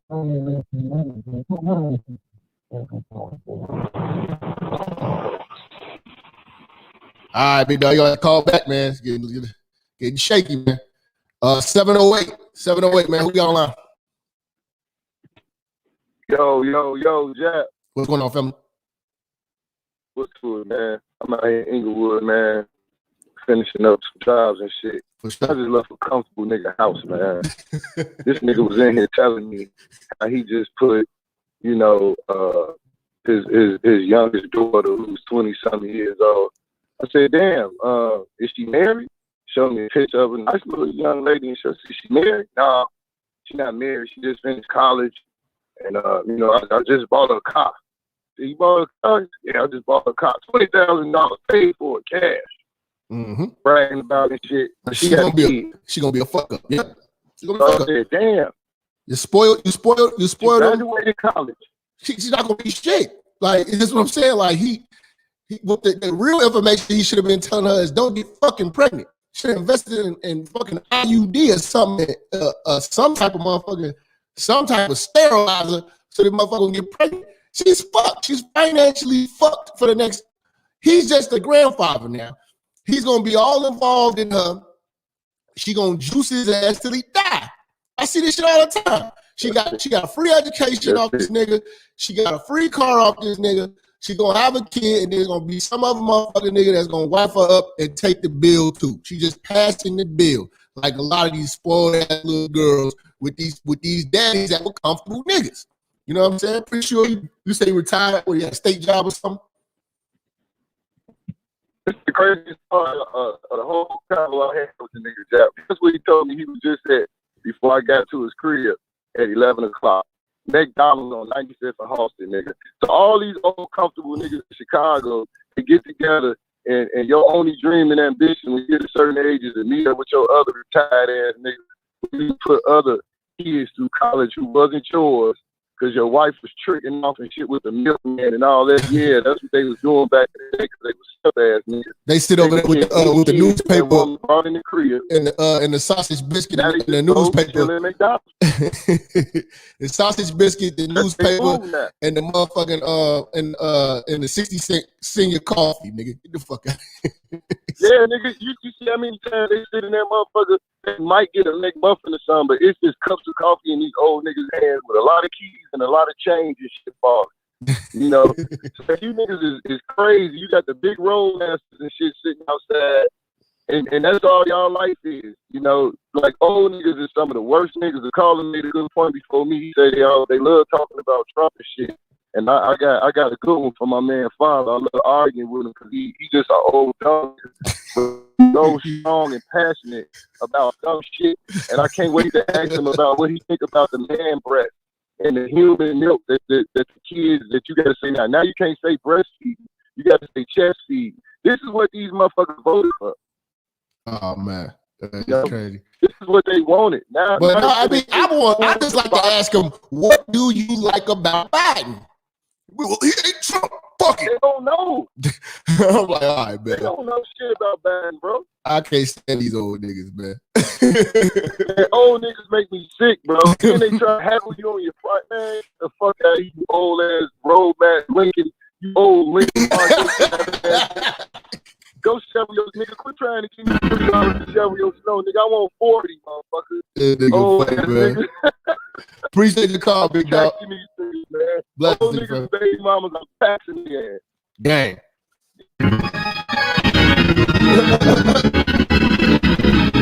Blood going crazy. 832, who we got on the line? 832. Hi, can you hear me? Yes, I can. Okay, I have a question. This is my first time listening to your show. How would I go ahead and create something for myself and go ahead and start on my own, because the market out here is horrible and I don't know really what to do. Okay, so one thing that's always useful is skilled labor. You know what I'm saying? You want to find some type of skill where you can actually do with your hands or something to that degree. Second of all, I mean, if you're going into business, it's supply and demand. What is in demand that you can supply? You know what I'm saying? And hopefully you didn't set yourself up for failure where you have children and shit like that, where you got to keep doubling back and keep working for all the other motherfuckers before you can chase your dream, because it's pretty much over. I tell a lot of people, if you're doing that shit, it's pretty much over. But end of the day, I mean, there's a lot of businesses that benefit during hard times. You know what I'm saying? A lot of hustles. You just got to figure it out, supply and demand. I mean, don't be afraid to work with your hands. It ain't about job applications. And then at the same time, if you get a job, you need to be stacking and putting that money not up to just save. You need to be putting that money up to invest. Real estate. You know what I'm saying? There's always money in that. You know what I'm saying? There's money in the stock market. There's money all over the place. This is America. Like, when people be I'm trying to figure it out. Ask them immigrants how they figure it out. They don't speak no fucking English. They come to the goddamn country with sandals on, can't speak no goddamn English, but they jump in that motherfucking Uber. They do what they gotta do. I mean, it's paper out here. This is America. It could be worse. You could be in Mexico talking about this shit. You could be in Africa talking about this shit. You're in America. You can make that shit happen. Okay. Yeah, man. Let's get back on task, man. 202, who we got online? Hey, Cap, how you doing? I'm good. What's going on? Yeah, bro, I just want to tell this quick story for the church, man. Let's get it, bro. And then I'm out. Just off work. Yeah, man. So when I turned 14, man, I was a little ambitious and shit. I started a little lawn care business. Okay. So going to the neighborhood, door to door, asking people, can I cut the grass, shit like that. Yeah. Man, my hating ass stepdad, man, pull some bullshit. He see me getting a little money and shit. He gonna say, little nigga, you need to be humble. I'm like, damn, I'm just trying to make a little money because I couldn't ask him for shit, right? Yeah. I had a white neighbor, man. The white neighbor come to me and say, hey, man, hey, buddy, I see you, you know, you got a little business going, you cutting the neighbor's yards and stuff. You might want to take that money and invest in a riding lawnmower, you know, because the lawnmower I had wasn't really, you know, the best, but it got the job done. Yeah. I wasn't even thinking like that at that time. I'm 14. Man, my fucking stepdad took the lawnmower I had, sold the shit, said he needed the money. See, let me tell you something too. A lot of times with these old comfortable niggas, they don't even know how to do business. They don't even know how to do business. Anything outside of getting a paycheck, you know what I'm saying, is very, very foreign to them. You know what I'm saying? And they some fucking haters. You know what I'm saying? Like they don't understand the hustle. You know what I'm saying? But he just sounded like he was a hater though. He just sounded like, you know, as a stepfather, he just hated your ass. You know what I'm saying? But I mean, imagine what you could have did. And imagine if he was an old comfortable nigga and gave you some support. Imagine what you could have turned that into. You could have had a whole lawn care business where, you know what I'm saying, like you had like real clients where y'all busting down checks. You go pick up a check from the whole fucking neighborhood every month, and y'all got y'all, you know, I live in one of the neighborhoods where, you know, we pay the grass man. I got a grass man I put on all my neighbors and shit like that. He come around, he pick up his money once a fucking month. He cuts like 4 times a month and shit like that. You know what I'm saying? So like you could build your business up. You know what I'm saying? It's just him and his fucking wife, and they ride lawnmowers, and they do all the whole neighborhoods in the whole area, and they get their paper. Barely speak English. Barely speak English too. Crazy. Crazy, bro. Yeah, that's what I wanted to build. But yeah, man, I just wanted to tell that quick story because this topic is on fucking point, bro. Man, appreciate your call, bro. Blessings.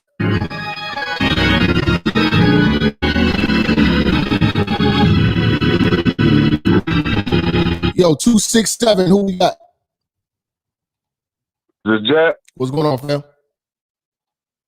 Hey, what's going on, my brother? Hey, listen, hey, man, you forgot to touch on one thing. You know what? That I ain't gonna take up all your time. But listen, I just want to talk about one thing, and that's the drugs.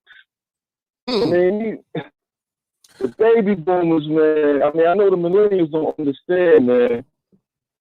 These baby boomers, man, they spent like what 3 decades? What was it? Heroin, snorting cocaine, and crack. Now, hold on. Let me ask you this, because we talk about a comfortable Negro right now.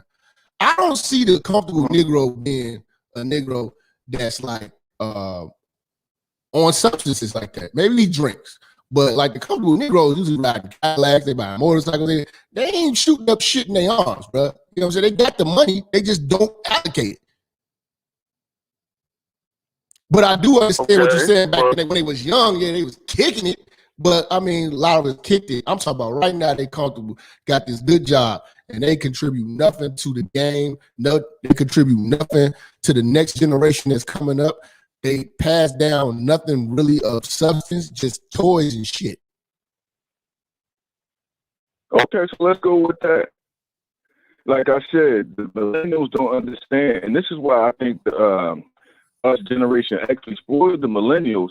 Because the big boomers, man, that was the most selfish generation of blacks ever. Ever. Yeah. You can remember, we got sneakers, 3 times a year. That was your beginning of the school year, your birthday, and Christmas. God damn. But then they would act like they was poor and had no money. And I always thought we was poor, but when I got older and became adult myself, I was like, wait a minute. No, they just was some selfish motherfuckers. That was point blank period. They were just selfish. Yeah. They spent their money on weed, cigarettes, and everything else they wanted to spend it on, but their kids. Yeah. But their kids. I don't know anybody that had any baby boom. I mean, any Generation X person that went to school and had school money. That went to college and had any money for college. I don't know any. Yeah, none. And a lot of us from this generation, we had to work. Like we had to work in high school, and our peoples was still comfortable. You know what I'm saying? Like, yes, they had still, and I give them that aspect of it. This is the thing: they were ignorant. They didn't know what was to come. They thought that they were doing a good thing teaching us, get us in the workforce, get them a job, you know what I'm saying? Teaching us. They thought that was going to help us be like them. But their generation had a shutoff point, and the opportunities that they have are not here. But they gave us game that applies to only their generation. None of that shit that they talking about works now. You're absolutely correct. So you're absolutely correct. But if you want to bring it into the future, there's no excuse for ignorance anymore. That's what I said. And that's why they're gonna replace us with the goddamn Mexicans and the goddamn immigrants. You know what I'm saying? Because we're gonna be innovative. We're not gonna be like these comfortable old niggas, because we're gonna stay uncomfortable because we're not gonna be able to retire. I want you, and black folks have got to get that shit out of their mind. There are Chinese motherfuckers who missed the Miyagi age who still get up and go fry rice in they fucking restaurant. You know what I'm saying? You work till you die. You're right. You know what I'm saying? We the only motherfuckers want to kick back. I'm 53. Fuck this shit. You know what I'm saying? Like, you know what I'm saying? Like, nah, you might have to work the 80, motherfucker. You know what I'm saying? Trump ain't stopped working, nigga. If the hustle don't stop, that should motivate you. Come on for all this shit. The hustle don't stop, man. The hustle don't stop, man. Appreciate the call, big dog. Blessings to you, bro.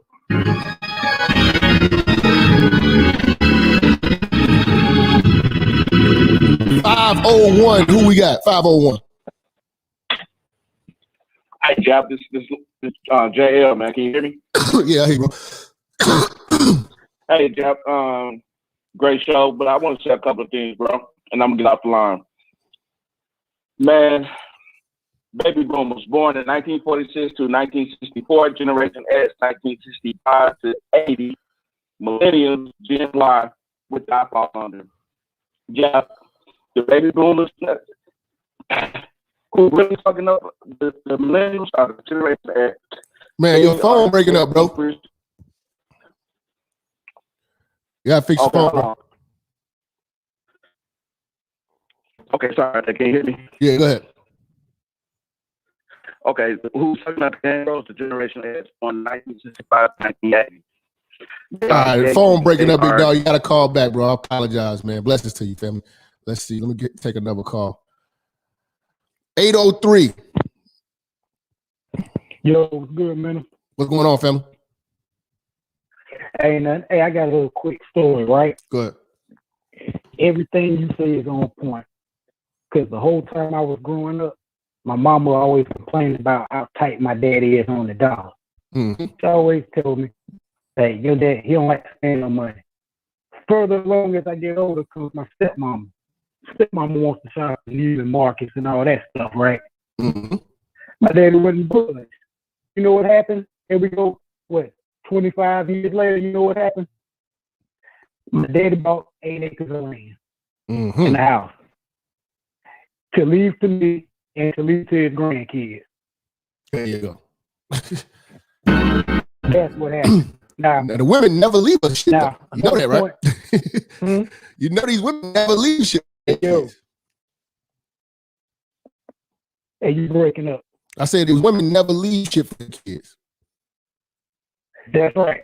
That's right. All they want to do is spend. And this is another conclusion that I've come to, right? By stage, the old comfortable niggas always shut their thinking off. You follow me? Yeah. They always it's somewhere between age 50 and 60 where they shut off. It's like nothing innovative to get through them. And they just shut off at 50. They thinking, being open-minded, all it's just gone. Feel me? Yeah. They can't hear any new information. Don't learn anything. Like, oh my, learning. I remember it was like put teeth to get my folks to start just using text message. All that text message, oh, just call me, fuck all that. I'm like, oh man. Now you can't get them to stop texting. You know what I'm saying? But they had to get forced. And as I said, it's like, this is a generation that talked all this shit about technology, and now you gotta use it, and then you pick and choose when it counts. Right. Yeah, man. Right. Hey, Right. I'm finna do the Zoom calls, man. This blog talk shit is fucking up, man. I appreciate the call, dog. I'm complaints. Y'all saying the blog talk fucking up. Let me I'm gonna share the link, and whoever want to come in, I'm gonna shut blog talk down, and we're gonna post the link. I need all my mods to post the link. Hold on, let me do that. Here we go. We're gonna post the link because they saying blog talk is fucking up. All right. I posted the link. All my mods, make sure y'all share the link. Keep sharing the link. Whoever want to come in and talk, just hit the link. Let me shut blog talk down. It's getting started. You know. Thank you for using Blog Talk Radio. Goodbye. Okay. Yeah, I think it is the snow because we got a big snow blizzard out here right now. It's getting crazy. You know what I'm saying? Let's see. What's going on, man? Yo, what's going on, Jap? How you doing, man? Man, I'm good, big dog. Hey, man, I gotta say this, man. I love my old boy, but my old boy, man, he's one of them comfortable niggas, man. I ain't gonna lie, man. I love my pops, but he a comfortable nigga, man. Yeah, man. One of the things about my pops, man, he like right now I'm a young dude. I'm in the trucking industry right now. And Okay. I'm about to get ready to get my truck in the next several months, man. Okay. He knows what my plan is. He knows what my plan is. You know, with this trucking shit is to start up is pretty expensive industry. You know what I'm saying? Okay. So I'm close to my goal, and he over here. He just a couple months ago, he was asking me for $2,000. I'm like, Pops, I can't give you $2,000 right now. I'm saving up to do what I need to do. He's over here getting mad at me, talking about, oh, what's $2,000? You can give me $2,000 so I can go buy me this car. Woo, woo, woo. I'm like, Pops, like I can't do that right now. Why you press for $2,000? You getting mad at me for $2,000? I have $2,000, but I don't have the $2,000. If I can give it to you, I would have gave it to you, but it's not the time for that. You know what I'm saying? You at a certain age where you should already be having this type of bread. But You know what I'm saying? they lean on the kids. You know Exactly. what I'm saying? They pressure us. They try to motherfucking guilt trip you. You know what I'm saying? And to give them, and it's all to keep them comfortable. You ain't gonna be able to build still trying to fix their bullshit. Exactly. But they're not thinking about that. Exactly. And that's the same thing that's going on with my homeboys. I got one of my homeboys. He run his own tax business, and he got his mom got him remodeling the whole house, got him buying like frivolous things that got him buying all type of TVs. I'm like, bro, listen, bro. Like, bro, you making your money. You supposed to be using this money that you're making to reinvest into your business and stop throwing out your money to people. It could be your own mama, your own parents. You gotta learn to tell them no, because if you don't start telling them no now, when you start making money, you just starting now, forever you're gonna, that one time you tell them no, they're always gonna try to use some shit against you, talking about, oh, I raised you to get to the point where you at, and you gonna tell me no. How you gonna tell? Like, yo, man, I don't know, man. Our last generation, man, I agree with you, man. I love my parents, but man, they gotta go, man. I'm gonna go ahead and let you go, brother. Thank you, man. Appreciate you, bro. Yeah. Bro went in. Let me see. Yo, who we got on the line, man? Paw Patrol. What the fuck is this about? Yo. Let me kick you out. Kick from the studio. Yo, if you come in here, you ain't got no picture of your profile and you're looking goofy, man, I'm kicking you out. Yo, who we got? Yo, what's good, Jap? It's Face Facts checking in from Brooklyn. What's going on, fam? Yo, I'm gonna tell you one thing. You 100% right with this comfortable nigga, right?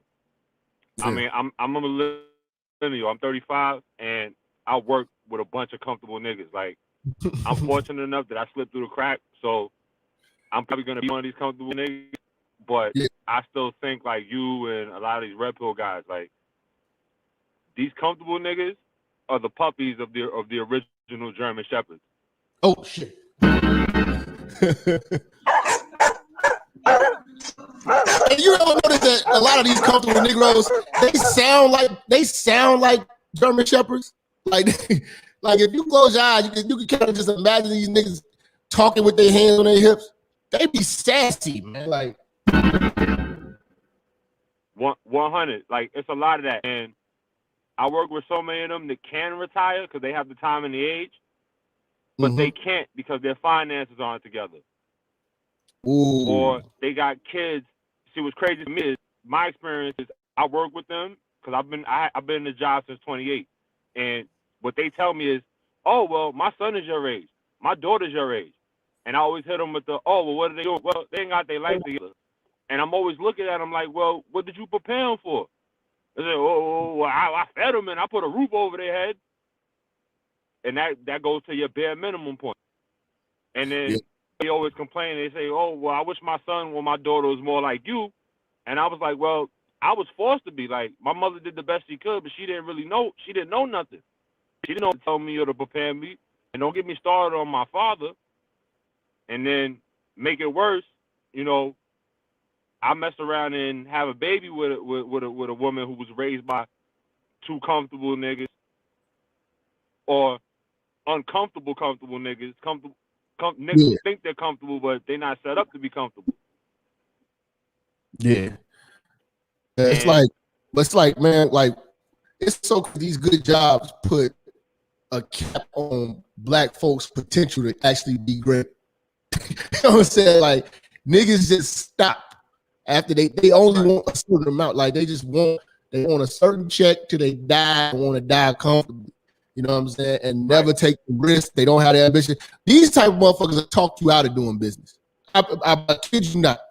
I've been talked out of doing business, listening to Old Comfortable Negroes. Talk me out of that shit, but talk me into going to the railroad. Talk me into going to do some other shit that's not impactful to the world. Like, you know what I'm saying? Like, man, black man, you ain't got no kids. Your credit is good. Nigga, go impact the world.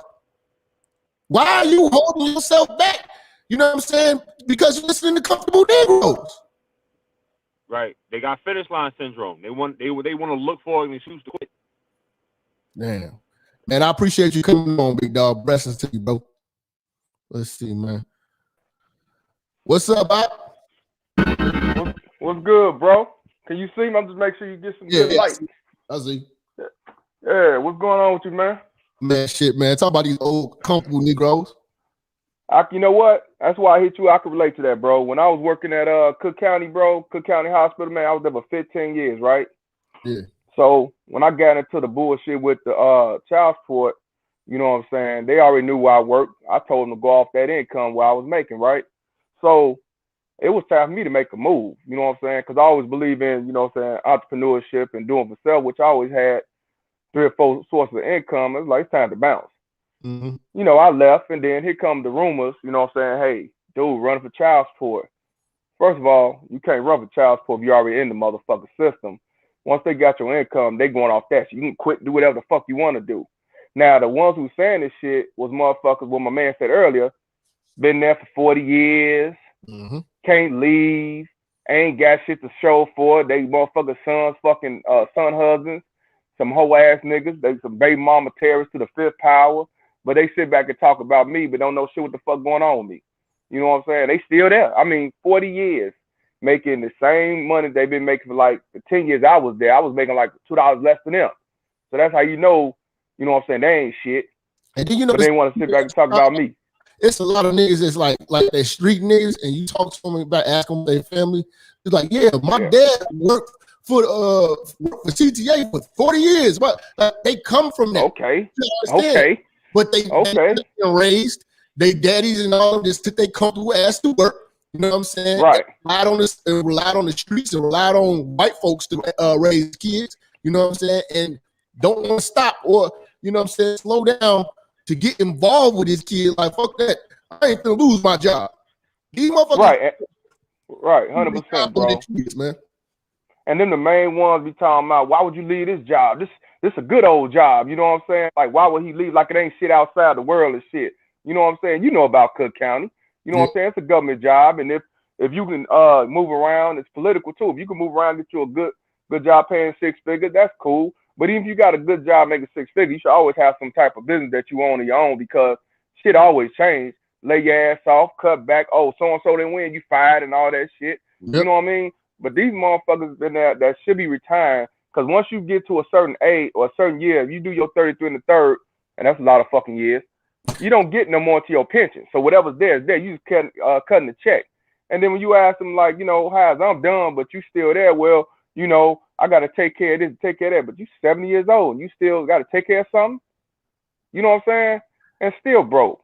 That's what I'm saying. That's why I don't pay attention to these old ass niggas, because these niggas are the reason why you got these son husbands and these weak ass baby mama terrorists and these weak ass blue pill simps that we see today, because they raised these motherfuckers. On the chat, let's see what's going on, fam.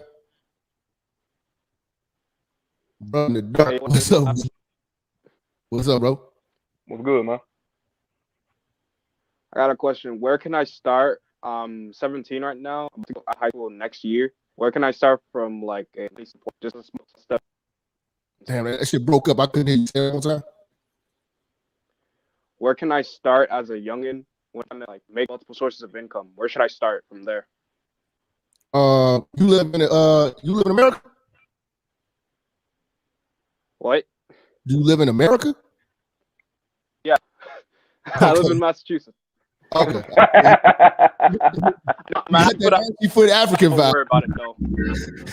Yeah, but you put African for real. Okay.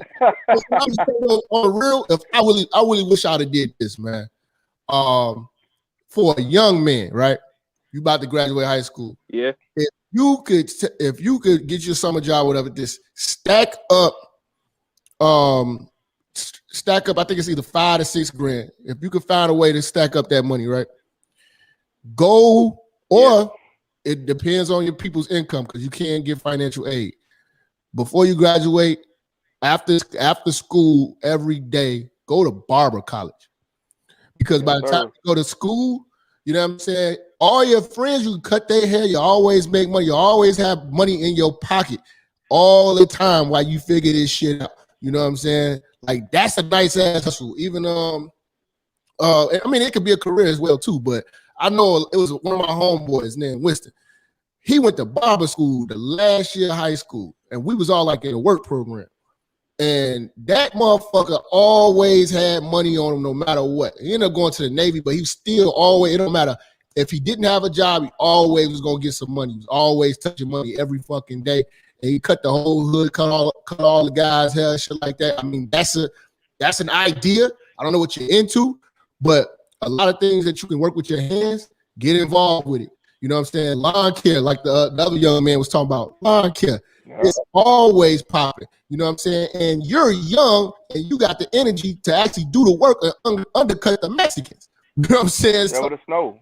Yeah. Never the snow if it's snow out there. Yeah. Yeah. Like, you just figure out supply and demand and take your money and figure out a way to go make money with it. Don't just save your money and sit on it. You know what I'm saying? And if I don't know if you got a German Shepherd as a mom and all that shit, don't tell everybody what you got. You know what I'm saying, in the stash. Get you an account, a bank account. You know what I'm saying? Don't stash that shit in the crib or nothing like that. Don't do nothing illegal though. You know what I'm saying? A lot of niggas start trying to flip. But there's a lot of little hustles. But I think that for a young nigga, especially if you say you go to university too, man, niggas who's cutting $1,000 to do some plumbing and all that shit. So like, plumbers get paid, man, because a nigga don't want to touch that shit. I don't want to touch that shit. You know what I'm saying? Trade is where it's at, man. But trade schools, especially, and another thing too, if your high school got any type of vocational programs, get involved with that. Do that shit in the summer. These hoes ain't gonna be on shit. Do a vocational program where you can get into like some type of trade. That's one thing that Chicago had, like CVS and all other schools. Yep. Vocational programs where we had like trades. And you can knock out a trade, you know what I'm saying, within like 2 semesters, and you know what I'm saying, you're already ready to go certified. CLs, that's another one too. You know what I'm saying? Trucking, it's a lot of things, but find something where you can actually work for yourself and work with your hands, and that never fucking goes out. You know what I'm saying? Like essential business type shit. All right. I'll be dope. Let's see, man. Hold on. Someone is trying to enter the stream. Damn, I got a lot of motherfuckers trying to get in this motherfucker. Of course, you Jap, dog. Let's see, man. Yeah. These niggas, you can't stand these old niggas, man. No, hell no. I stay away from them, man. You got a few of them that actually got consent. Yo, who we got? Yo, this shit. This motherfucker. Kick this thing off. Yo, what up, fam? What's poppin', Jap? What's up? What up? Now, my aunt was getting on my nerves because she didn't like the fact that I said to my son, you got to stand up to your mother because that's preparing you to stand up to any other woman in the world when you leave that house. And Jap, do you think I'm wrong for telling my son that? Hell no. Nope. Now, let me tell you. A lot of times, a lot of these young boys' setbacks is doubling back to try to fix their mama and try to be the man to their mama. Yeah, I don't want my son bringing his check home, giving it to her. No, hell no. You know, I'm not giving up on my son. I told my son, anytime you want to come to me, I'm right here. But he up in New York City. He don't like Philadelphia. So I can't blame him, but he's 17 years old. And I told him like this. I said, take control of your life. You see how I talk to my mother? That's how you talk to your mother. I showed my son better than I told him.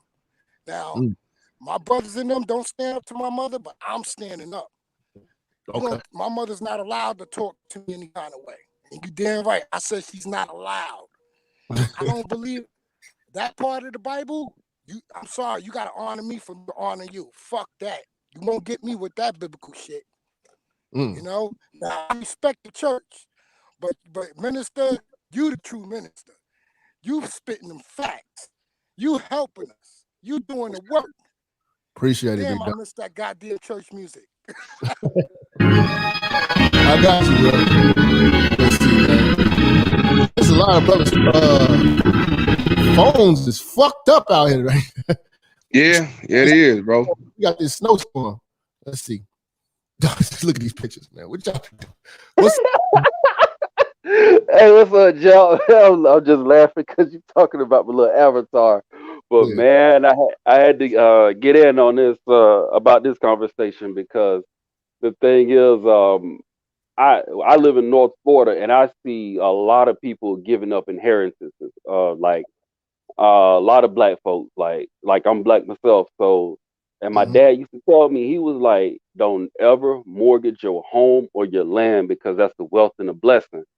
And when I was a kid, I was like, what the hell is that supposed to mean? And then I got with my ex, we had a kid, and yeah, I needed that land and that house. And that was another thing. Like you had a lot of boomers and stuff trying to tell me, oh, that house your daddy left you is raggedy as hell. You need to tear it down. You need to tear it down. And so, and before he died, he was like, son, I'm sick. If you don't listen to nothing else, don't tear this house down. You just need a little work. And that's it. He like, they trying to tell you to get into more debt and put you in a trick bag.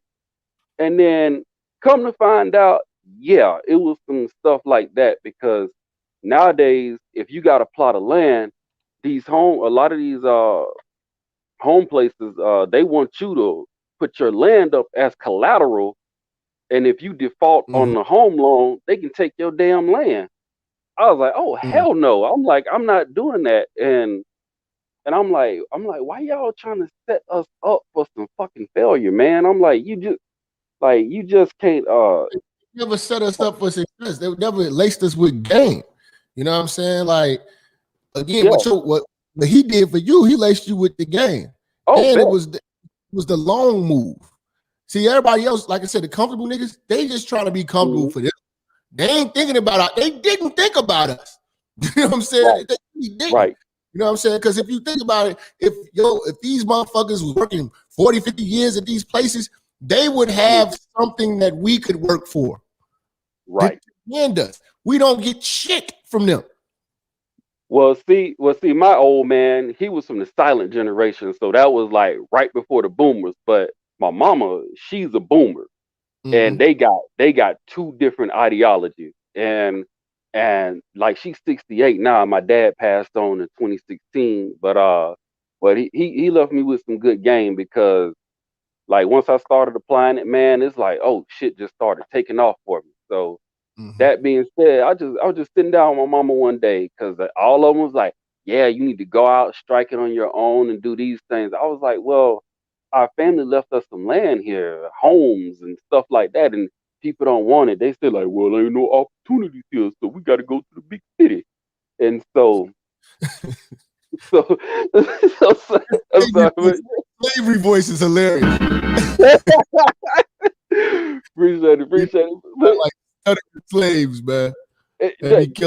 That's the way it was. And I sat down and asked my mama recently. I was like, all of your friends and your classmates, what happened when they got older after they moved to the big city? Did they come back or did they keep them homes and stuff that they got? And she was like, some sold their home, moved to a retirement community or older folks' home, or some came back and they got a mobile home or whatever house that was there from a previous generation. They remodeled the home. Every generation is supposed to be doing better than the next. You know exactly. And that's what my dad taught me. And the way that we moving is just terrible. If all your people's got his jobs and degrees and you stand there and inherit shit, it's about time that you take the reins and change the goddamn tradition. You know what I'm saying? Like, I'm personally making it my business to change the tradition. I'm not having a child or any of that shit until I have a flourishing business. You know what I'm saying? Because at the end of the day, you know what I'm saying? All this other shit, these jobs and shit, it don't count. You know what I'm saying? It don't count. All this other shit can't give to your kids. You know what I'm saying? You ain't created shit. It's just work. You know what I'm saying? And black folks just work, and it's just slavery, man. Well, let me take a person on the line, dog. I appreciate you coming through, big dog. Bless us. Let me see real quick, man. Let me see real quick. Hey, Mike, what up? Hold on. Hey, what's up? Shit froze. Hey, what's up? Mr. Jap. This shit fucking up, man. Can you hear me? Yeah. Can you hear me? I think the old niggas have shut me down, man. All right, man. So look, man, I appreciate all y'all coming to the church today, man. You know what I'm saying? We're going to get out of here, man. I've been on here running my mouth for about 2.5 hours, almost 3 hours. You know, I'm sweating and shit. You know what I'm saying? But y'all get in the comments, man. Y'all let me know how y'all feel about these old niggas, old comfortable niggas. If y'all want to talk about it again, we'll bring it back. But I appreciate all y'all. I'm going to leave y'all with Brother Rance, and we're going to get up out of here.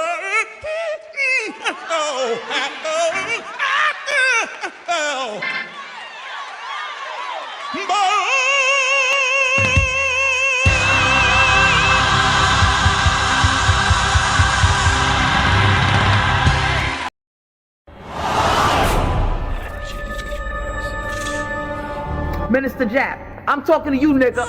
Yeah, I got a kid. I got 2 daughters and a son. Yeah, man. Black women are bad mothers. And that's why you having a baby by the motherfuckers you had a baby with is your fault. That's why you being a single mother is your fucking fault. That's why being a baby daddy ass nigga is your fault. Live from the church. Church check in. It's Minister Jap. Black women, they're some of the most worst bitches on with money, but yet they're still taking trips and they look fly doing. They are the flyest broken bitches you're gonna ever deal with. On Minister Jap TV. Church check in, man. Church check in.